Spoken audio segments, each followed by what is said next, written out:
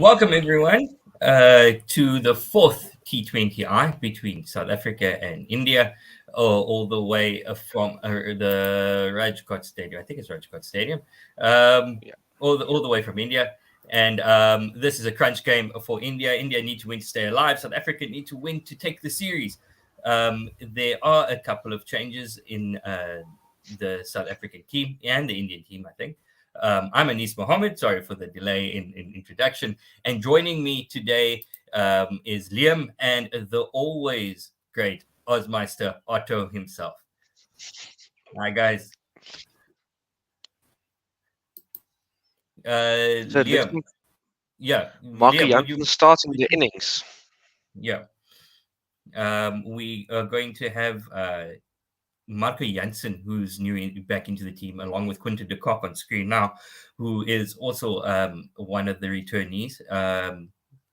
Rize Hendricks, uh, Wayne Parnell, and KG are out, and in comes Quinton de Kock, Lungi Ngidi, and Marco Jansen in for them. Liam will fill in the team sheets for us after we get started, but the first ball is coming up, and it is Marco Jansen go bowling to Gaikwad, I think, as he runs in, and this one is down the leg side, and it's going to be called a wide straight to Quinton de Kock. No run, but wide ball called. Liam, if you would mind going through the team sheets, please. Okay. So first of all, Temba Bavuma, Quinton de Kock, David Miller, Rassie van der Dussen, KG, Lungin Ngidi, Marco Jansen, and let me just get the last. As Marco Jansen comes in for the second ball of the over. This one is a bit straighter on middle and leg, and it's just worked down to the leg side for a single. The guy quad gets off the mark, and Ishan Kishan will be facing the third ball from Marco Jansen after Liam completes the team sheets.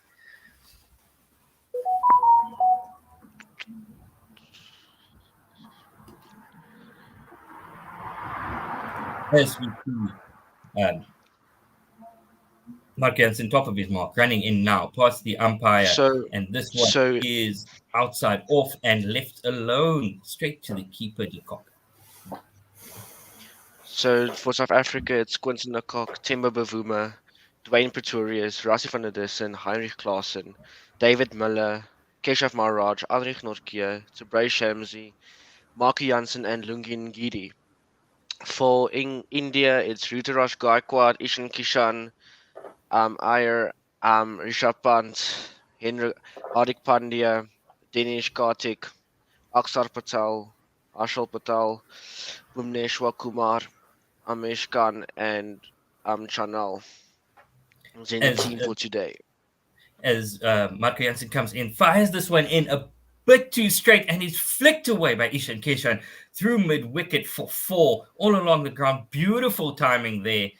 Just couldn't get enough movement. It started middle and leg, straight into middle and off, and just a wristy shot from Ishan Kishan, just beating the fielders, beating the inner ring, and it just raced to the boundary for four. A fantastic shot. Little bit of movement through the air there, but not the correct line. This one short of a length, and there's a shy to the stumps. This one short of a length, worked to the offside, and there's a shy to the stump, hits the wicket, and the Indians managed to run through for two. Off of that one, off the direct hit, it was a fantastic throw in, but the batter was safe, and they managed to scamper through for two off of the direct hit. A bit of a leading edge there. The ball not going exactly where Kishan wanted to go, leaning towards leg side, but it went to the offside.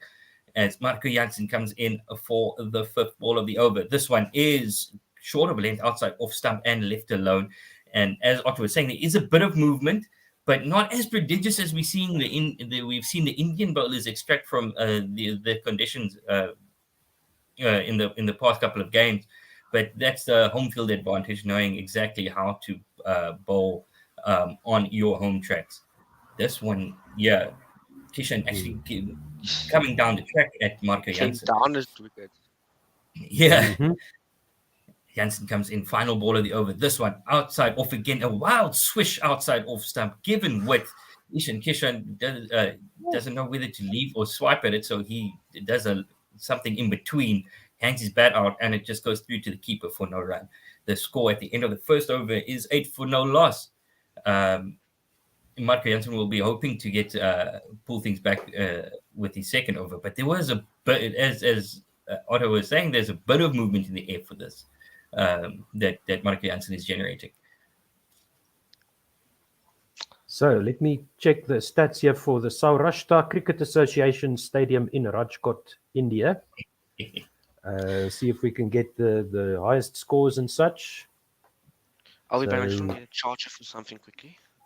Yeah. No worries. Ngidi will be starting, will be Marco Jansen's opening partner, opening the bowling, and his first ball is going to be to Gaikwad. So I can tell you yeah. Ngidi mark coming in now past the umpire, and this one is wide outside off stump, and it is left alone and called a wide by the umpire. So the highest score on this ground, India 202 for 4 of 19.4 overs, chasing down Australia's score on the 10th of October 2013. So that's quite a while ago, and then some of the more recent high scores. We see a replay here. Yeah, nowhere near the bat there. Yeah, it was way past the bat by the time they came through. Lungingidi in for his second ball. This one gets the line a bit right, and it's straight to the fielder, but on the bounce. Played to backward point and is cleaned up nicely there for no run. So, let's see. Obviously, the second highest score was 201 for 7 by Australia in that same match. And then we had a 2017 and a 2019 match here as well. 196, 156, 154, 153. So could be a 200-plus wicket, but that was a long time ago. The most recent one after this ball. As Lungini comes in straight, fires this one into middle and off, and is played straight back to him, where it is cleaned up by mid on, and no run is taken. Yeah, so it seems like the average score internationally for this on this ground is around about 150, 160.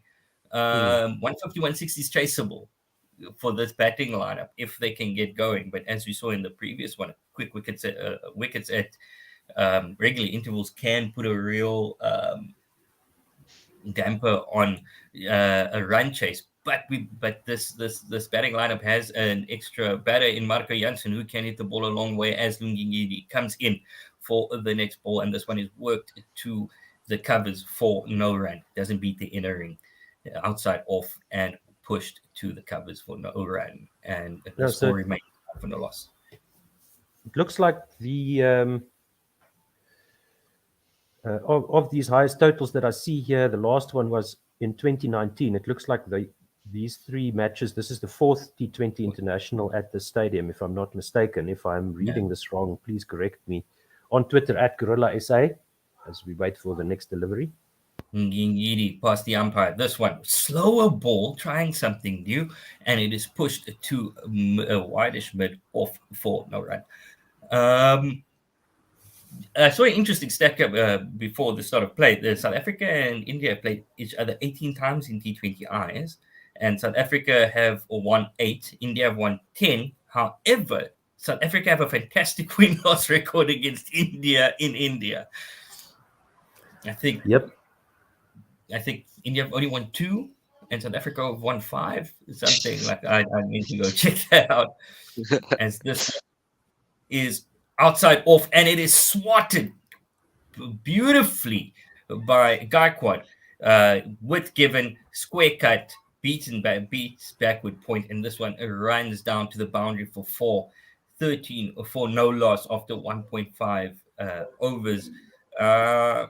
Normally we'd say going at 6.5 and over isn't very good, but considering it's T20 cricket, 6.5 and over is not that bad. Yeah, and it's an excellent over by Ngidi so far. 5 balls bowled, only 5 runs conceded, including that 4 boundary. So neat over. Let's see if we can close it out.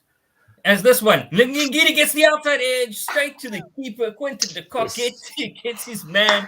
Just as we're saying, it's a good over. Ngidi strikes with the last ball of the second over. Gaikwad has to go. One of the danger men are out.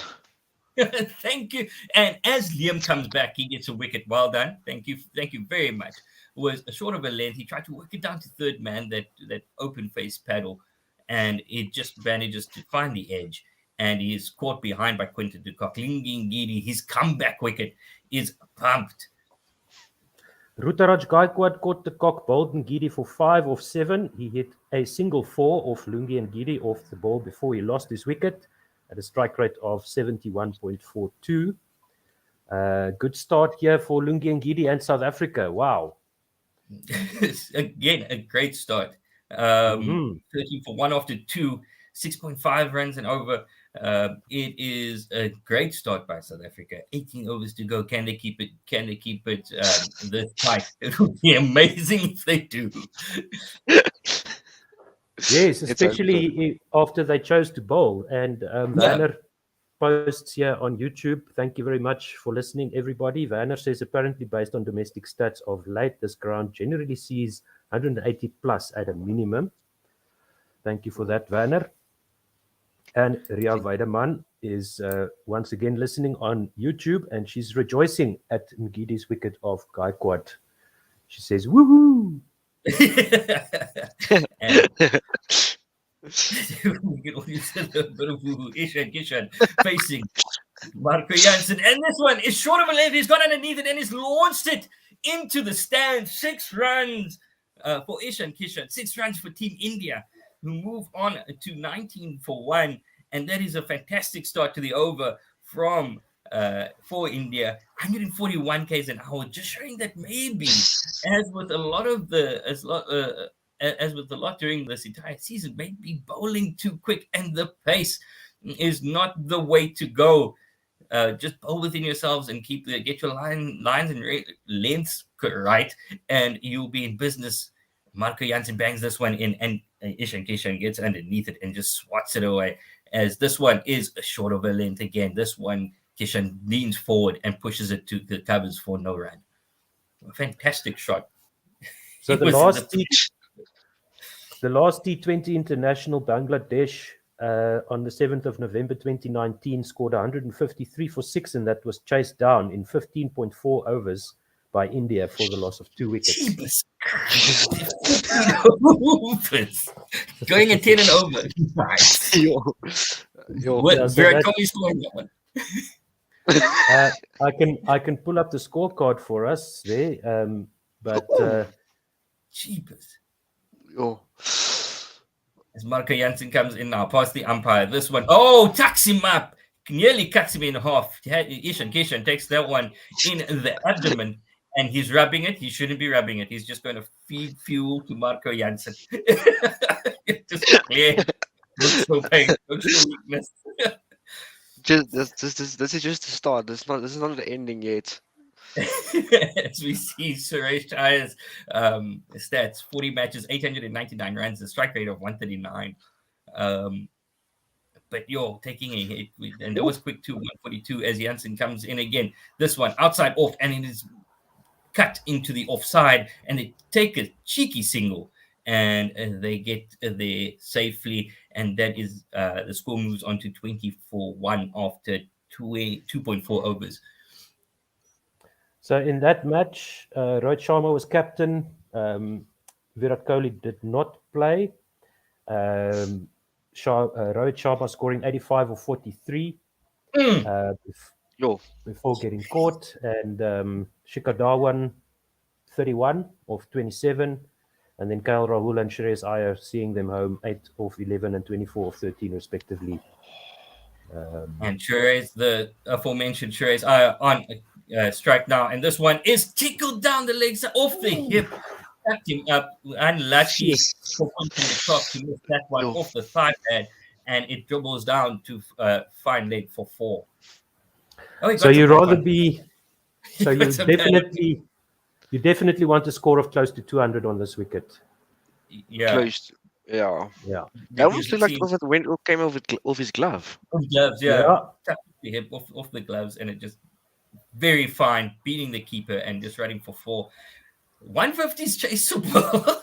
So yeah, 200 on this round is going to be a must. And I'd rather be bowling from Ngid's end because he seems to be getting all the wickets. As this one is full, a big appeal for LBW and not given by the umpire. Is unmoved. Marco Jansen Let's can't see. believe it. DRS time is coming in, Mm, Hey, and they went for the review. they're They went going for the up. review. They're going up. That I do not like seeing that from a captain. The body language of just shaking his head and shrugging. mm. That So does that, not bode confidence. But he got the signal from Quinton de Kock to go up. yeah, Let's that see. one's either pitching outside leg or Oh, it's sliding past the off stump of the right-hander. yo, that's Let's And see that the almost replay. plum. It almost looks plum. oh, Ooh, that's Oh, that close. is if it very didn't pitch much outside in leg. front. If That's it close. didn't pitch outside leg. Oh, Oh, Yeah, and it's straight in the nuts. that's the yo, only thing Just that can like save Shreyas Iyer here is the where the ball pitched. umpire's call. I have a feeling. nah, I Oh, think it's No, gonna be out. yeah, I That think it almost came looks back out. in straight and hit him right in front of middle and leg. But it looks like it might have just bounced inside the line of the wickets. No bat involved. oh yeah, that's far away. Eating for pace, it seems.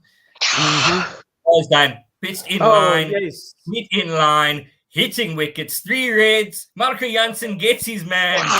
Yes.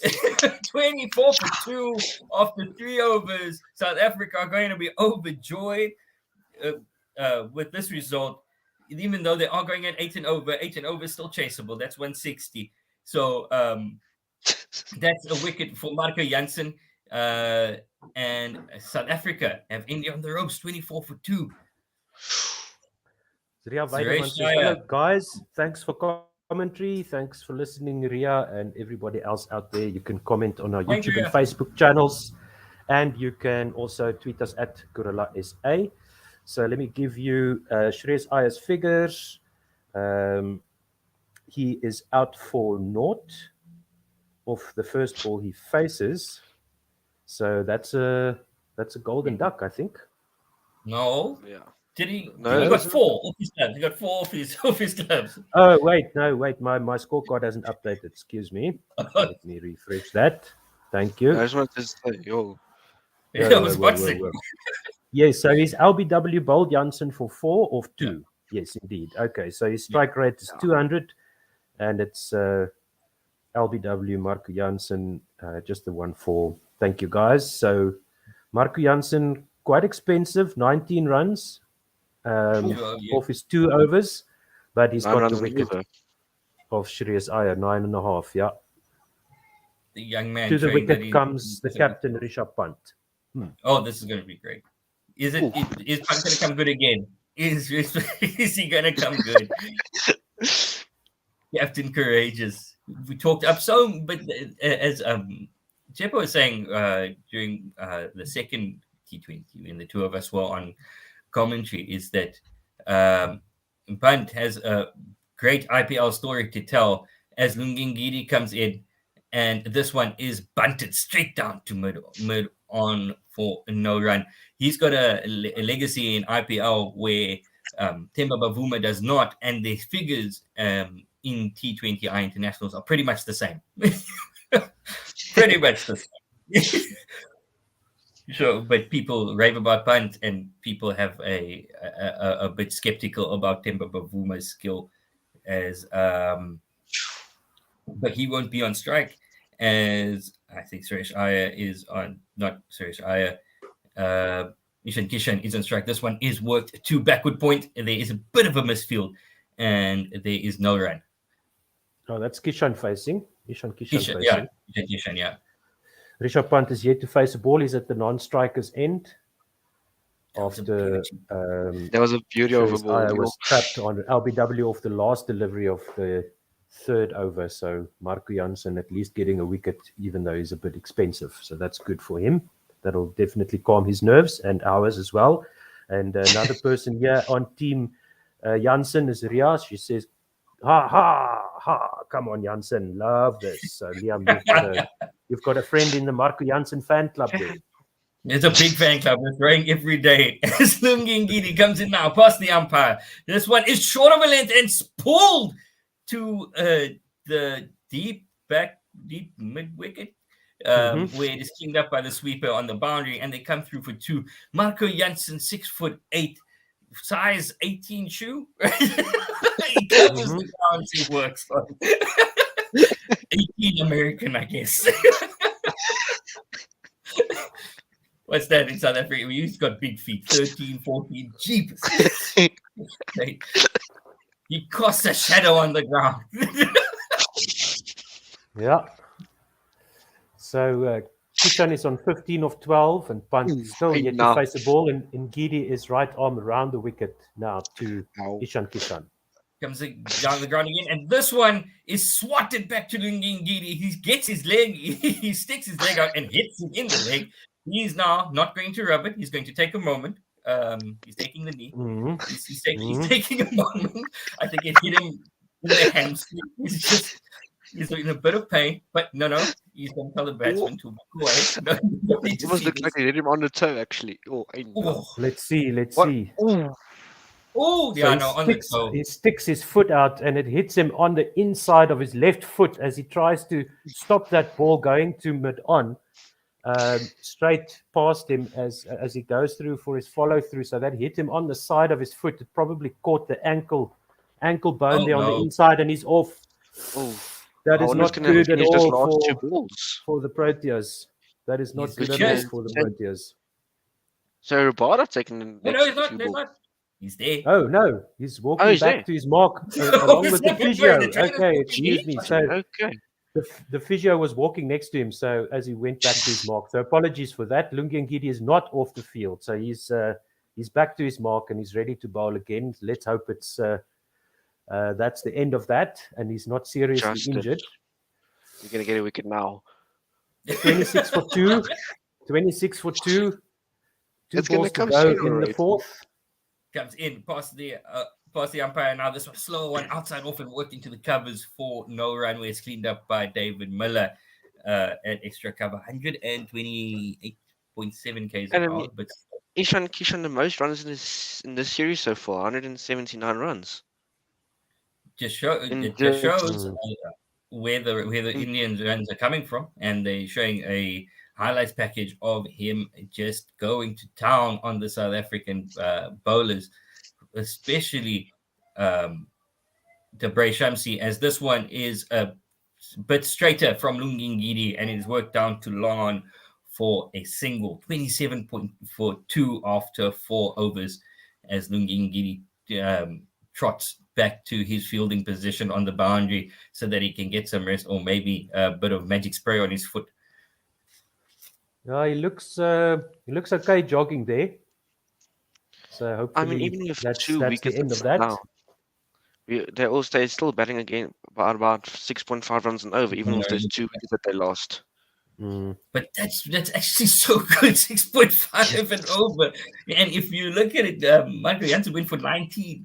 That just means that Lungi Ngidi has gone for 8. It's 2 overs. 2 overs. Let's see when they're going to bring in the spinners.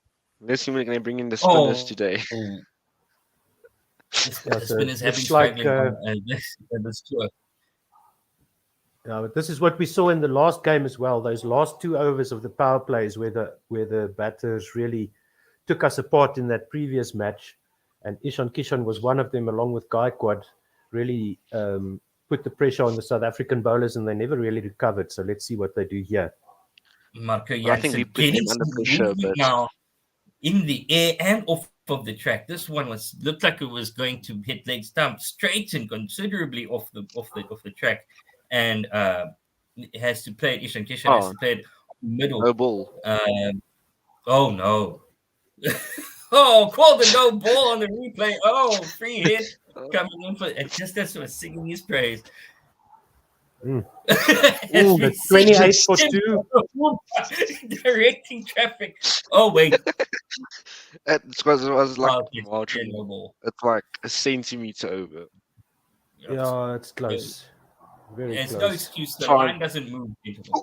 The line, Yeah, the line doesn't move. Forehand. that's As true.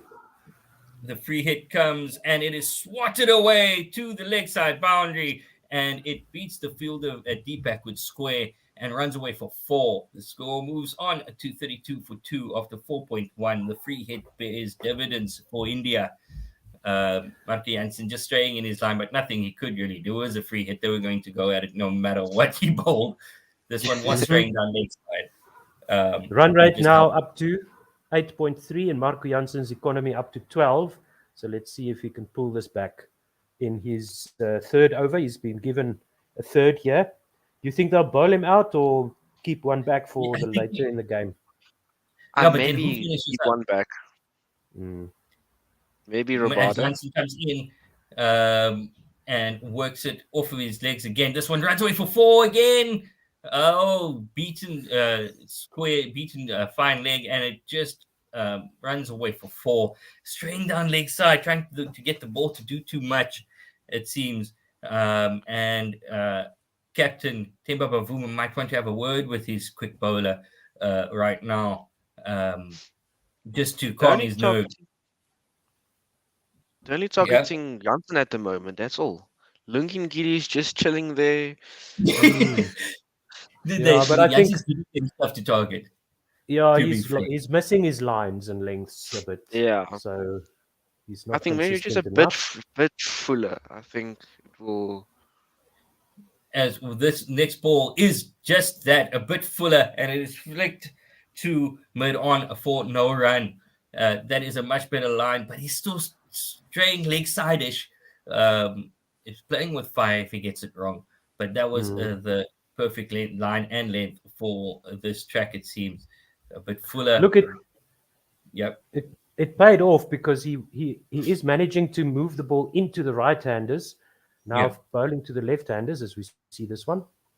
This one comes in. It's short of a length, and it is again straying down leg side, tucking Kishan up for room, but he manages to work it to the leg side to deep backward square for a single. As Rishma Pant is going to face his first ball of the game, standing on the other side, watching the fireworks going. He's now going to get involved as we see Ishan Kishan score 76, 34, 54, and 25. That is why he's the highest run scorer in this series so far. So it looks like Jansen is targeting the stumps. So he wants to beat the batters for pace, and he wants to go for the stumps. So that's why he's bowling a bit fuller than he might like to, but missing his lines a little bit and being punished for it. And bowl straight again, and this one to mid on for a single. But you looked at his field, though. We've got a ring field on the offside, so we've got a point, a cover point. We've got extra cover. We got mid on, and on the leg side we've got fine leg and and a mid off. And on the leg side we've got a deep backward square, and we've got a mid on. That's it. Bowling straight isn't bowling to your field right now. As Marco Jansen comes in again for the final ball of the over, and this one is a slower ball on leg stump, and it's worked down to deep mid wicket for a single. There is a whole ton of open real estate on the leg side to work with, and just being 11 from that over. India 39 for 2. 12 off that over, sorry. Backward square leg and the deep mid wicket on the boundary there for Kishan, or for Pant, excuse me. Pant, yeah. So maybe he's got a different idea of what outcome he's aiming at than what Temba Bavuma does. So he ends his third over. He's conceded 31 runs for 1 wicket, pulling it back a little bit there in the latter part of that over. His economy rate is now 10.3. And India going at 7.8. India going at 7.8, which is still chasing. Ooh, Pretoria's coming in. So Lungi Ngidi will be getting getting 2 overs at the end, hopefully. I think they might be bowling Marco Jansen out during the power play first up. Okay. So As Pretorius comes in, this one, a shorter ball which comes in a bit slower and just sticks in the wicket as Kishan just flat bats it back to Dwayne Pretorius as we see his record 26 matches, 27 wickets, an economy rate of 8.2, and a best bowling for 5 for 17. now he's replacing Lungi and Gidi. Yes. Let's hope that's because of tactics and not because Lungi's foot is swollen up and bulging out of his shoe. Broken toe. This one from Pretorius, just following Ishan Kishan, who tries to give himself some room, just tucking him up, following down the leg side, and it's just worked to mid wicket for no run. I must say, this pitch see- looks quite good. Yeah, a little bit of green, few cracks, crack but spots. not opening up at all. Very nice looking wicket.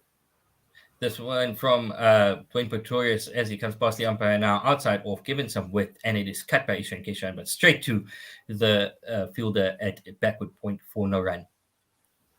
Score remains steady for 9 for 2. So Dwayne Pretorius is looking for the cut shot or the drive going through the air to that cover fielder ring inside the circle. He comes right arm around. And so this one gets the toe end of the bat and doesn't go where Ishan Kishan wants it to, where Ishan Kishan or Dwayne Pretorius wants it to go. It's inside off of the bat and dribbles down to long on for a single where he was looking to play it through the covers. Just getting the inside off of the bat and runs down past the umpire for a single. The bat turning in his hands, it seems. Yeah, it looked like he wanted that to bounce a little bit more than it did. 40 for 2. 2 balls to go in this 5th over. As this one is beaten Rispa Pant outside off stump. Just a bit of movement. Pant not really that accustomed to the pace of the wicket yet as he's fresh and just has a dig at one outside off and he's beaten. And Dwayne Pretorius having a fantastic first over. Who you guys going to think is going to bowl the next over? It's going to have to be one of the spinners, I think. Yeah, maybe Maharaj. And there's a big swing. Oh, swing and a miss from Chris Buffett, wanting to get himself in to get his iron. Oh, that was. Oh, if he connected with that, it would have been out of here. But didn't connect with anything except air. Missed everything. Rishabh Pant 1 off 3, Ishan Kishan 27 off 25, and Dwayne Pretorius' first over going for only 1. Single and 5 dots there. So good work by the right arm medium fast bowler, coming around the wicket to the left-handers and really bowling some good lines and lengths there, bowling to his field.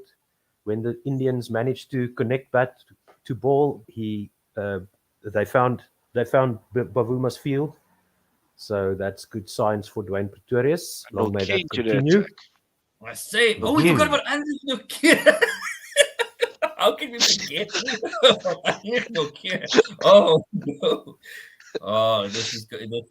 I'd like to make a prediction. This is going to be really, really quick. Quick bowling, yes. It's going to be really, really quick as he comes right in past round. the umpire now. And it's caught behind. Is it? No. Yes, it is. Yeah, it is. Ishan Kishan out. Ishan Kishan, the danger man, the form man, caught behind. Nokia coming in his first ball, and he gets what? And it was quick. For 27 of 26 balls. Whoa. Oh, that was back of a length outside off stump. That just almost reared up. Almost dropped that ball. Yeah, as Kishan tried to guide that over the head of the keeper, but just managing to get a bit of an edge, beaten for pace there. He replays that shot, playing it a bit squarer, and he goes for 27 of 26. That's correct. 3 fours and a 6, strike rate of 103.8, caught behind by the Cock off the bowling of Nortje, and the score Yeah, is 40 for 3. he didn't have to. He didn't have to squat to play that shot. He just stood his ground. You should have Yeah, I just stood think he up was and just like glided Yeah, it. too did much proper pace and cricket, guys. bounce. Yeah. Mm. And But he Liam, had would his you like to take over ball by ball? Yeah, sure, I will. Maybe a couple of us. Awesome. And So then Hardik Pandya coming in to the attack. Danger Man, as Otto and I Woo! will try add some color. Mhm. It's almost like Killer Miller, Mhm. but not on the same level. Yeah. Kung Fu Pandya, they called him in the I IPL. love that. I enjoyed that pun quite a lot. And this is his 58th match. He's got 624 runs, highest score 42 not out, an average of 22.2. And a strike rate of 147.52. Oh, Mhm.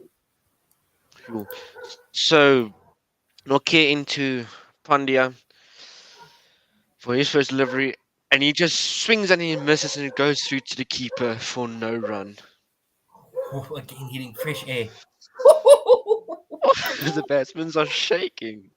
It's I quite told full you. there by Nortje, enticing the drive and managing to get it. He's also got a slip in, so he's good. He's going over the wicket now to the right-handed Hardik Pandya. See another replay of Kishan's dismissal, and yeah, he What a he legend. wanted to work that down to third man, maybe scoop it over the Ooh, keeper. Nokia into Pandya, and he just tries to block this, but it goes past his bat to the keeper for no run. Oh no, just beaten Yes, all ends up. Yeah, he didn't know too much about that. He threw it outside of his off stump. the He pa- the prodded forward and pace just came back and the beat him. pace is something ridiculous on this pitch at the moment. Yeah. Oh, yes. I mean, Yeah, Nokia and is the fastest bowler for South Africa. I mean, 150k. Mm. So Nokia into Pandya, and he just works this to the points area for no run. Getting short of a length. And it has worked well. The ball beat the ball kept us for a point and not too much about it either. It's yeah, like, that oh, went I'll get my ball behind it, guys. yeah Stop one, well done. straight to the fielder there. So good outcome for South Africa. 40 for 3 is still the score, and a good start for Nortje to his spell. And the run rate is With down a to 6 runs over. Nokia into yep, Pandya, and he just keeps this one out for no run. He was like, looked like he was cramped up there in his crease for a moment. Like, Get something behind it, please, guys. that's just not my pad, only just my bat, please. no, he was literally defending his For his own life. body there as the ball jagged back in, but it would have gone over the stumps. So Nortje causing a lot of problems here for Hardik So Pandya, Nokia who's into Hardik Pandya's last ball of the over, and he swings, and it is edged to third man for a 4. Oh, So beats first the over man at from backward Nokia, point, 4 and then runs with beats 1 wicket in that over. The 44 runs for the last of 3 wickets after 7 overs, with the current run rate of 6.37, if I'm not mistaken. yeah, the yes, despairing dive of Keshav Oof, Maharaj at backward point. that yeah, was he just. was. It was a Who was thick that? outside edge and through the air over backward point and to the left of backward point, and then the man running around on the third man boundary also It couldn't was cut that off.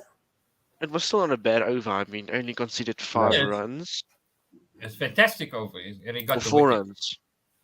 yeah, Yeah, Yeah, 4 runs and and a Pretorius wicket. back into the attack.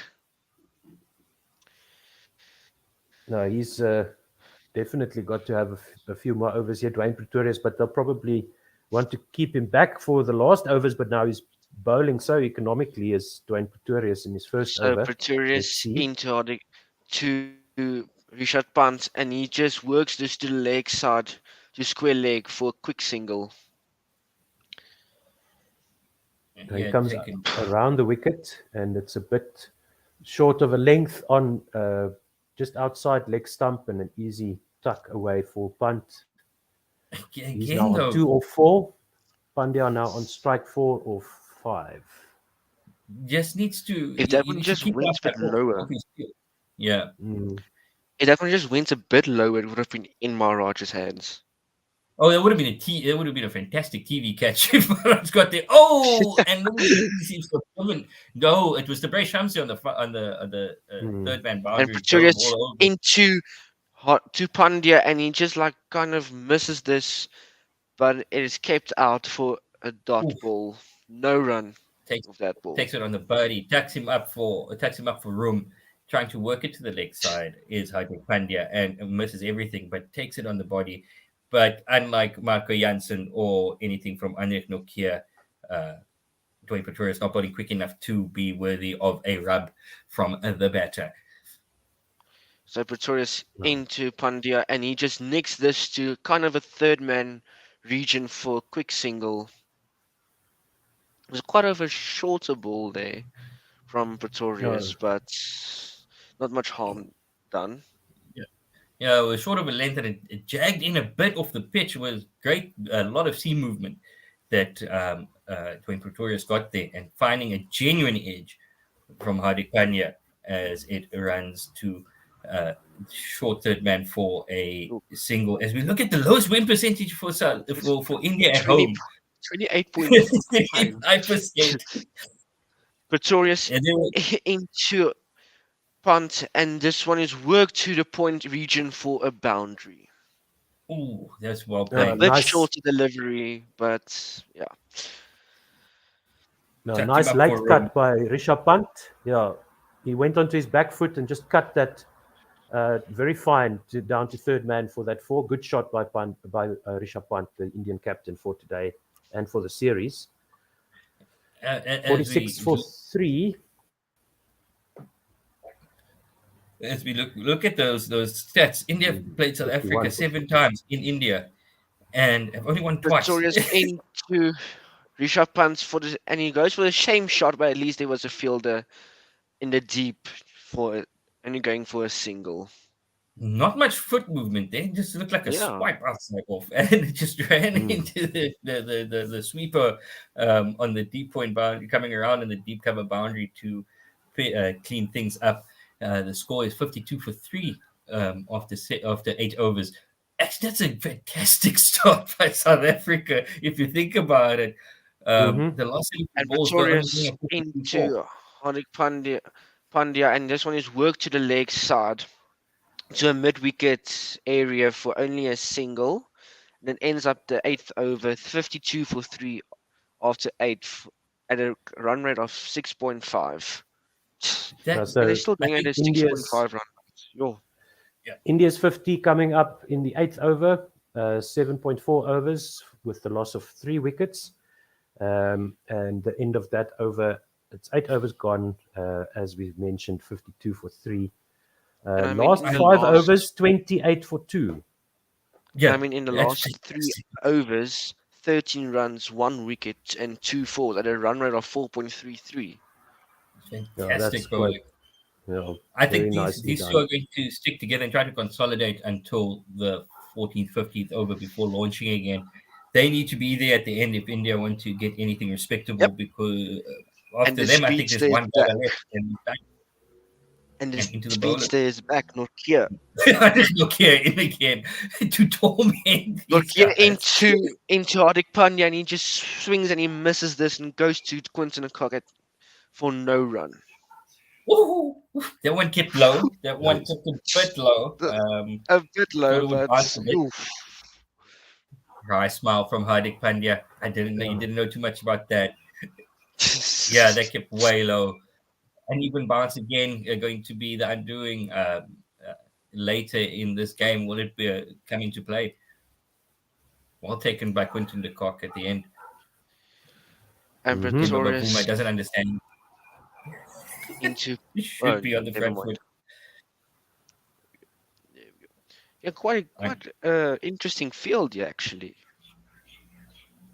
Now they've got a backward square leg and a fine leg on the boundary, as well as a third man and a Look. point. and a mid-wicket Nokia into catching. Pandya, and he just swings and he misses this Oh, and goes beat him through to the again. keeper for no run. Yes. Oh, That beat him that edge is again. gonna come 101%. soon. That edge is gonna Looking come giddy can't soon. just leave his hands on him. Ah, how close was that? The edge is gonna come Oh, soon. we look at the replay, and that beat him by pace. The ball was well past him by the time his bat got down. This Yeah, Indian team looks a and bit shaky. he's got a Well, Nokia step in it's as in gonna well, take does Nokia? Nokia into Pandya, and he just works this to a kind of a mid-arm position for a single. safest place to be is on the non-strikers end. If you Mhm. get Indian, okay, no, I'll see you there. The safe, no, the safest place to be is in the changing room. Yeah, Yeah. I'll get you there at the end. I'll meet you there. And we take a look back at the 3 wickets. The replay of Marka Jansen, a fantastic ball, just getting the ball to do enough to the right-hander and getting the wicket. And then Ishan Kishan actually really just giving it away, a lacking No, concentration, just going down, Mhm. trying to ramp one over the keeper as Nokia comes in. Nokia goes into Rishabh Pant and he swings and he misses this again and goes through to the keeper for no run. Oh, Oh, these Indians oh. looking all at sea. Nokia has a wry smile on Keep, his face. keep, And he's like, keep, oh, this tweeting keep game's Nokia easy. for the last 2 overs. I would say Oh, keep Nokia for the last over of the match. And And he Nokia must be feeling really into good. punt and he just blocks this for no run. So that is yeah. one wicket, one run over by Norkia. And after his performance in the This, previous match, he'll be very happy with this. He's bowled 2 overs now, 1 wicket there's still one ball for left. 3 runs. Oh Just dear. There's an still update one Sorry. ball from left of this over. yeah, just an update from the other game going on involving the South African team. The Protea women are playing in Ireland, and they put up a score of 279. And the Irish women are busy chasing and are 12 for 4. Shabib Ishmael taking 3 for 4 in 6 overs. And Nokia into punt and he just works this to an extra cover region for a single. And it ends off the 9th over 54 for 3 after 9 with a run rate of 6 runs per over. Nokia 6 runs Fantastic, for 1 wicket after 2 overs with an Mhm. economy of 3 runs. fantastic bowling from Anik Nokia. Yeah, and Hey, that maybe we're included gonna need to chase about 1-4. 150 if 150. 150 is Yeah. chaseable. And Shamsi into the attack. This is a brave move. This is going to be where we see which way this game is going to turn. I think this is going to be the turning point of this innings. How these Let's two just hope, treat the British Shamsi. let's just hope Shamsi can bowl today. Yeah, he is. I think that the smaller grounds have proved to be a bit of an Achilles heel for Debre Shamsi, and the Indian batters have taken a very big liking to him and have gotten the best of him in the past 3 games. Yeah, he was struggling in this tour so far. Let's see what he can do today. He's going to the left-handed Rishabh Pant. He's bowling left arm over the wicket, replacing So Dwayne Shamsi Pretorius. into punt, replace, yeah, and he sweeps this to a fine leg position for a quick single. Straight to fine leg in the circle. Immediately not going to let him settle. You look at it. That was a quite foolish yeah. ball. You look at his career economy rate of about 7, and he's been going at 12, 13 and over, which is just shows how he's not been on fire this tour. And Shamsi into punt, and he just smashes this over long on, one bounce, but there's a fielder at long on for a quick single. Yeah, it looks straight like to the fielder. They're lining him up. The complete opposite of what's happening into on the other end with Anik Nokia, where they don't know too much about this. They know quite a lot about Tabray Shamsi, it seems. Yeah, showing some So intent there, Rishabh Pant, but they've got to go for it against him. Yes. Shamsi into Pandya, and he just works this to a long off region for a single. Can't do much It's with much that more. ball, actually. Yeah, it's good ball, just pushed down the ground, and they come through for the single, 56 for 3. They've got to go after somebody here, India, because they are 56 for 3, as you said, in the 10th over. And Yeah. they're making it very difficult for themselves to put up a competitive score now. Shamsi into Rishabh Pant, and he just works this to a point area, but no run taken. Score remains on 56. It's going to be either Tabray Shamsi or Keshav Maharaj that's going to come in for a bit of stick tonight. They've taken a liking to Marco Jansen as well. So it's going to be someone else, and it's going to be one of the spinners. Shamsi into Rishabh Pant, and he just let this ball go to the keeper. No run. Ooh. Almost doing a full Nice split. Nice turn. Maybe there's a bit of Shamsi away. Yeah, away from the left-handers. Maybe Maharaj can be brought into the attack. Maybe see what he can do with bit movement. Yeah. Shamsi into Pant, and he just blocks this for a dot ball. No run taken off that ball. End of the 10th over, 56 for 3. The run rate of 5.6 and over. The last over conceding only 2 runs. That's a fantastic over from Tabray Shamsi as they are taking the drinks break, and we are due a change of commentary. Thank you, Liam. Thank you, Anis. Welcome, Ken. Hello there, Otto. How are you today? Oh, good. Yeah. Ria Weideman says, yes, Shamsi has really been a disappointment lately on this tour. I think she's referring to his performance on this tour so far. But so far, so good for South Africa and Shamsi. Only 2 runs in his first over. I think good. Yeah, I think they've been playing in pretty small venues, which haven't really helped the spinners. Even the Indian spinners only really coming into the game in the previous T20. No, sorry, Liam, I didn't realize you had a double stint. Liam is back with us. Ken, have you been able to sync up with Liam? Because we can let him. Well, at the moment, it's still adverts. Mm-hmm. Yeah. Okay, so I'll let you know. I'll let you know when the cricket is back on. Okay, so we're going to let Liam carry on with ball by ball, and then we'll fill in the gaps there. And thank you so much, everybody, for listening today and so far throughout the tour. We do appreciate your support. Please do subscribe to our YouTube channel, One World Sports Radio, and make sure you switch on the notifications there so that you can see when we are going live. We're thinking about doing the URC final, but we'll definitely be on air for Sunday night's match, the final of the series. So play continues at the start of the 11th over. Yeah, what's really impressed me about the first 10 overs of South Africa has been the way the pacemen have bowled, the length they've bowled. It's been almost test match cricket that they've bowled, sticking to a good length, top of off stump, and India have really struggled. Yeah, so except Marco Jansen. Yeah, he was a little bit wayward, but he got a wicket, so we can forgive him the high run rate, the high economy there.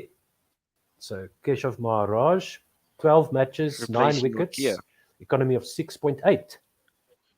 And replacing Nokia. So let's see what he can do. Options now. Yeah, we saw Let's hope he can take a wicket or 2. Mm-hmm. Just consulting with Temba Bavuma, some last little adjustments to the field, which is pretty short square of the wicket and behind square on the leg side. And Maharaj into Hardik Pandya, and he works this to the deep point area for a quick single.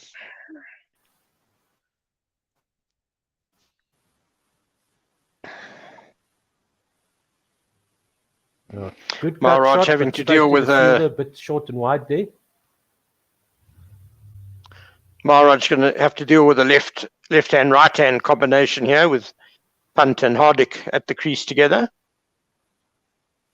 Yeah, and they rotated the strike, so he's taking a moment to set his field. He went left arm round to the right-handed Pandya. He's now coming left arm over to the captain, Rishabh Pant, who is a left-hander, of course. Pant there on 9 of 14, Pandya on 9 of 12. 57 for 3. 15 balls since the last boundary. Yo. If you're keeping it tight. As Maharaj into punt, and he works this to a deep square leg for a boundary. Punt. Too short for Maharaj, way too short. Giving Pant the pull.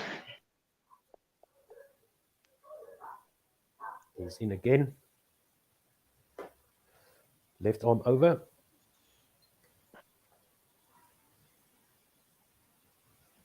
And this one is... And Maharaj into punt, and he works this to the points area for no run. So I seem to have jumped ahead of you here a little bit, Liam. Excuse me. And Maharaj in again, and he just works this to a middle position for no run. Punt finding the fielders. Not managing to beat the field. And we've seen that I figure there's going to be a big shot from Punt sometime soon. He's shown that against South Africa in the past. When he gets a bit frustrated, the big slog comes out. Mm-hmm. And Maharaj into punt, and he works this to a middle of region for single. Yeah, he's gone down there to long on for the left-hander. They get a single. He gets off strike at 62 for 3. Maharaj into Pandya, and he just double steps and blocks this for no run, and it's the end of the 11th over, 62 for 3 after 11 overs. Wonderful adjustment there from Keshav Maharaj. He seemed to know the batsman was coming and dragged the length back, and it turned and bit.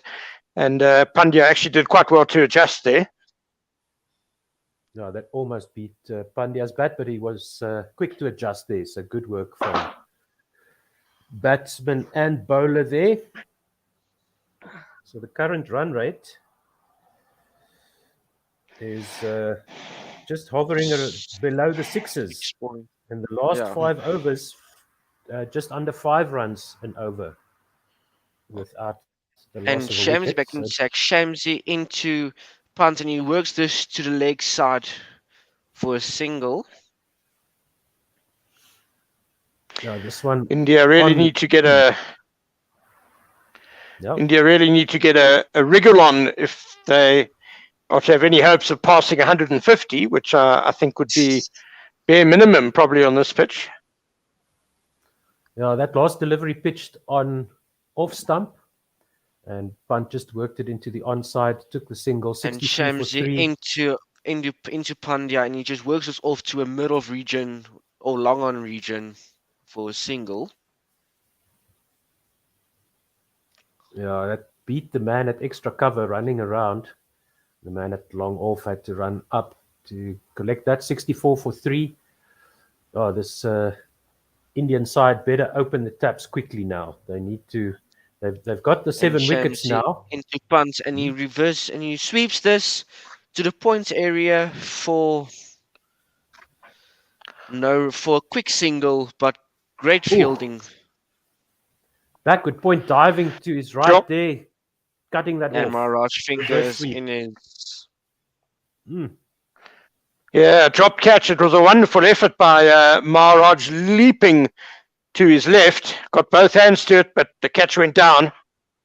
He could have caught that actually. Oh, that was into both hands for Maharaj, diving to his right at backward point. And Shams into Pandya, and he just sweeps this over long on for his maximum. Gets a hold of that one. Good shot by Pandya. Quite full outside off stump. He fetched it and just quick hands, sending that way over deep mid wicket for a 6. Good shot by Pandya. 71 for 3. He's got extraordinary power in those wrists, Hardik Pandya. Not much of a backswing, but the ball flies. We saw that shot And many times in the And IPL. Shams into Pandya, and he goes for the same shots, and he goes for the maximum again. This time he's down on one knee, slog sweep there through mid wicket over the boundary rope and into the stands. Another excellent shot by Hardik Pandya. 77 now for 3. 1 ball to go in the 12th over. Shams into Pandya, and he just works this to a deep square leg region for a single, and then it's the end of the 11th over. 78 for 3 after 12 with a run rate of 6.5. No, a bit of a Shamsi, recovery 2 overs. Shamsi, 2 overs for 18. And India again showing signs that they are keen to get after him. Let's see how well he adjusts. Indeed. The most And expensive 16 over of so those far, 18 16. runs. 16 of those 18 runs coming in that second over for Shamsi. So that was a good recovery over for India, just what they needed. Run rate is still hovering just above 6 now. And Maharaj into Pandya, and he works this to a deep cover region for a single. They wanted to go for a second, but turned it down. Pandya back foot drive there went way outside his leg stump and played that to extra cover.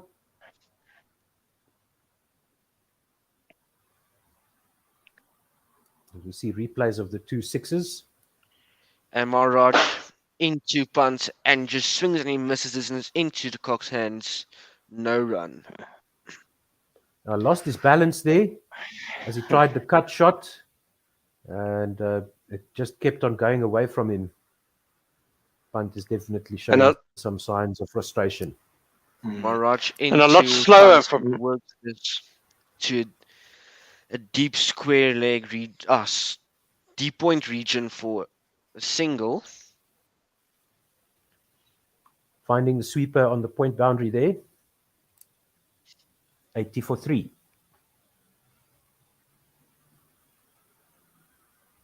So we have Ilumazai saying too many drop catches from South Africa. We've seen 1 in this game so far, and there were a few in the series up to this point. So hopefully that's the last one. Maharaj into Pandya, and he works this to a long off region for a single. Takes a score to 81 for 3 after 12.4 overs. They still won't be very comfortable here, India. And a current partnership of 41 runs or 39 balls. No, that's way Maharaj too slow for... into punt, and he just edges this into the sky, and it is caught by Dwayne Pretorius. And that's the end of Fusha punt. short third man, Pretorius.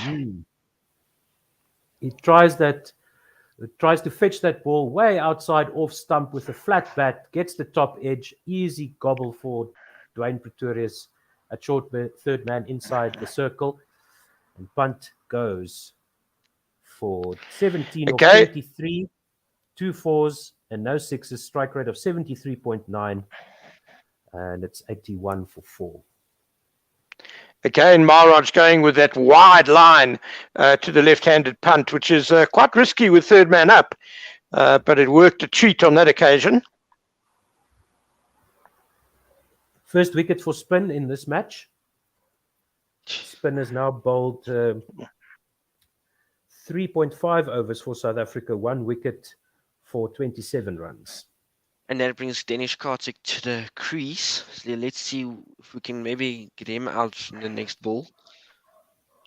Now he's got that cycling helmet, cycling style helmet on again. Well, this is You're a little obsessed famous with that, style. Toto.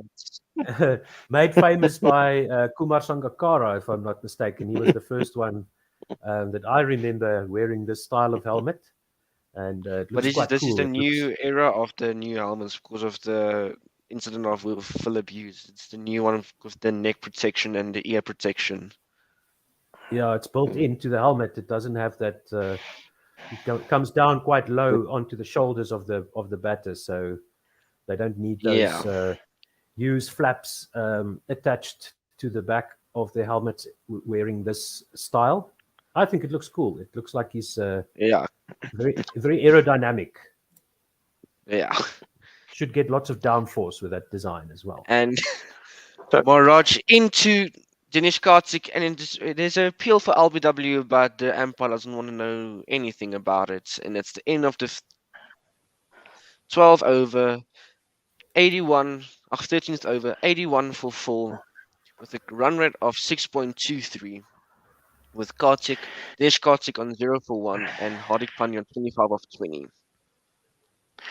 Also, Kartik is 37 years old, so maybe it helps him be a bit quicker between the wickets. Every little bit helps a little bit, as they say. So let's look at this LBW decision that looks like it pitched outside leg stump and also bouncing quite a bit, so that might have gone over the wickets. And Janssen But, back into the attack. No review.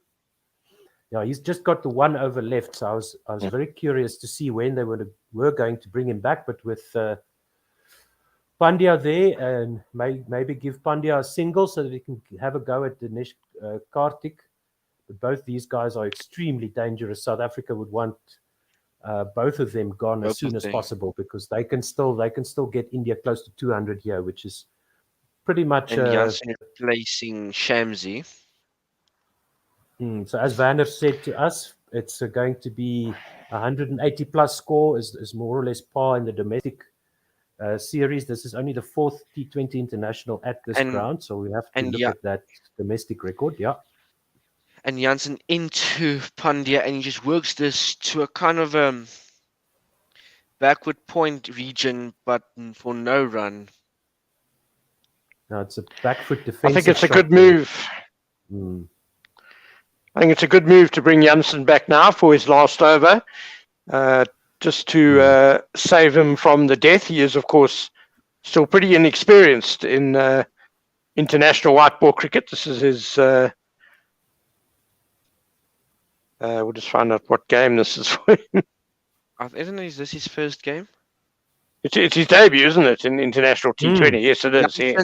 Janssen into Pandya, and he just kind of smashes this to a mid-wicket region for for 2 runs. Sorry, 2 runs. Now, long on running around to deep mid wicket to pick that up. He didn't get hold of that at all. So advantage Janssen there. Ilumazai saying Pant is not comfortable in T20s, just giving his wicket away match after match. Of course, I'm delighted as an SA fan. Now, it's a bit of a pattern for Rishabh Pant. He gets frustrated and then plays a silly shot or somehow loses his wicket. So he needs to take a look at that. Janssen into Pandya, and he just works this to a deep point, more cover region for a single. It's strange, Otto, because you would expect a stroke maker like Rishabh Pant to be very well suited to T20 cricket. And he did well But in he the averaged- IPL. Yeah, he averages just 23 before this game at a strike rate of 125, which is no great shakes. Yeah, just can't seem to get things to click in the international game. So And Janssen into Danish Kartik, and he smashes this to the backward point region for a quick single. Not much harm done there, but for no run, sorry, no run. yeah, no, that went straight Oh, to the backward run out. point in the circle, almost a run out. Woo! Direct hit, he would have been out. Yeah, he went quite Oh, far by down the far. pitch. Yeah, the throw was wide of the wickets. Quick throw off the ground, And and Janssen Karthik was into about 2 meters out. Danish Kartik, and he just kind of misses it, goes into his body, and still get a quick single off that ball. Now, what did he try to do there? He tried to play it over short, fine leg to the fine leg boundary, but it hit him on his body quite short, so no chance of an LBW, and they go through for what I would assume would be a leg bye.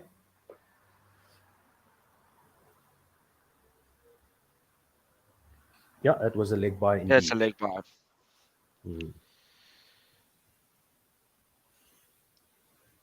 So that is 85 for 4. So Janssen into Pandya, and he just works this to a deep backward point for a boundary. And then Nice that's the end of cut the shot. 13th over. 89 for 4 with a run rate of 6.36 and over. No, that's Beautiful by Hardik Pandya. Wonderful late cut, as you said, Otto. And there was a third man there, but he hit it with such good timing that it whizzed past third man before he could barely take a handful of steps. So unfortunately for Janssen, he ends his 4 overs with a boundary. So he finishes with 1 for 38 in his 4 overs on debut. And Maharaj back into the attack for his 3rd over of his spell. Bowling to Danish Kartik. Let's see what's going to happen in this over. So he's adjusting his field a little bit there, I see. He's going to come left and Maharaj arm round the into wicket. Kartik, and he sweeps this to a backward square leg region and goes past Janssen for a boundary. Oh, Janssen just not managing to cut that off, diving as he runs around. But the ball gets there. And it's 93 for 4. Bit of a disappointing fielding effort there from Janssen. Maybe still thinking about the last ball of his spell. Yeah. Good shot by Dinesh Karthik there, but average effort And by Maharaj Janssen. into He reached the Kartik, ball. and he works this to a silly mid-on region for a dot ball. Maharaj managing to cut that off himself. Good stuff.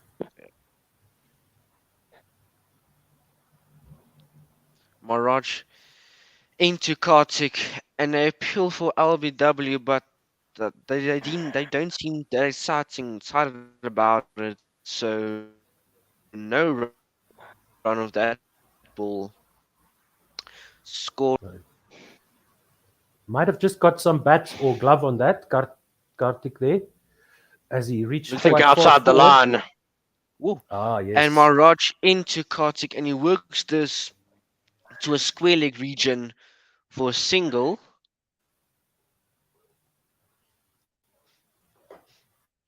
$93 for 4. 94 for 4. 94 for 4, excuse me. 2 balls to go in the 15th over.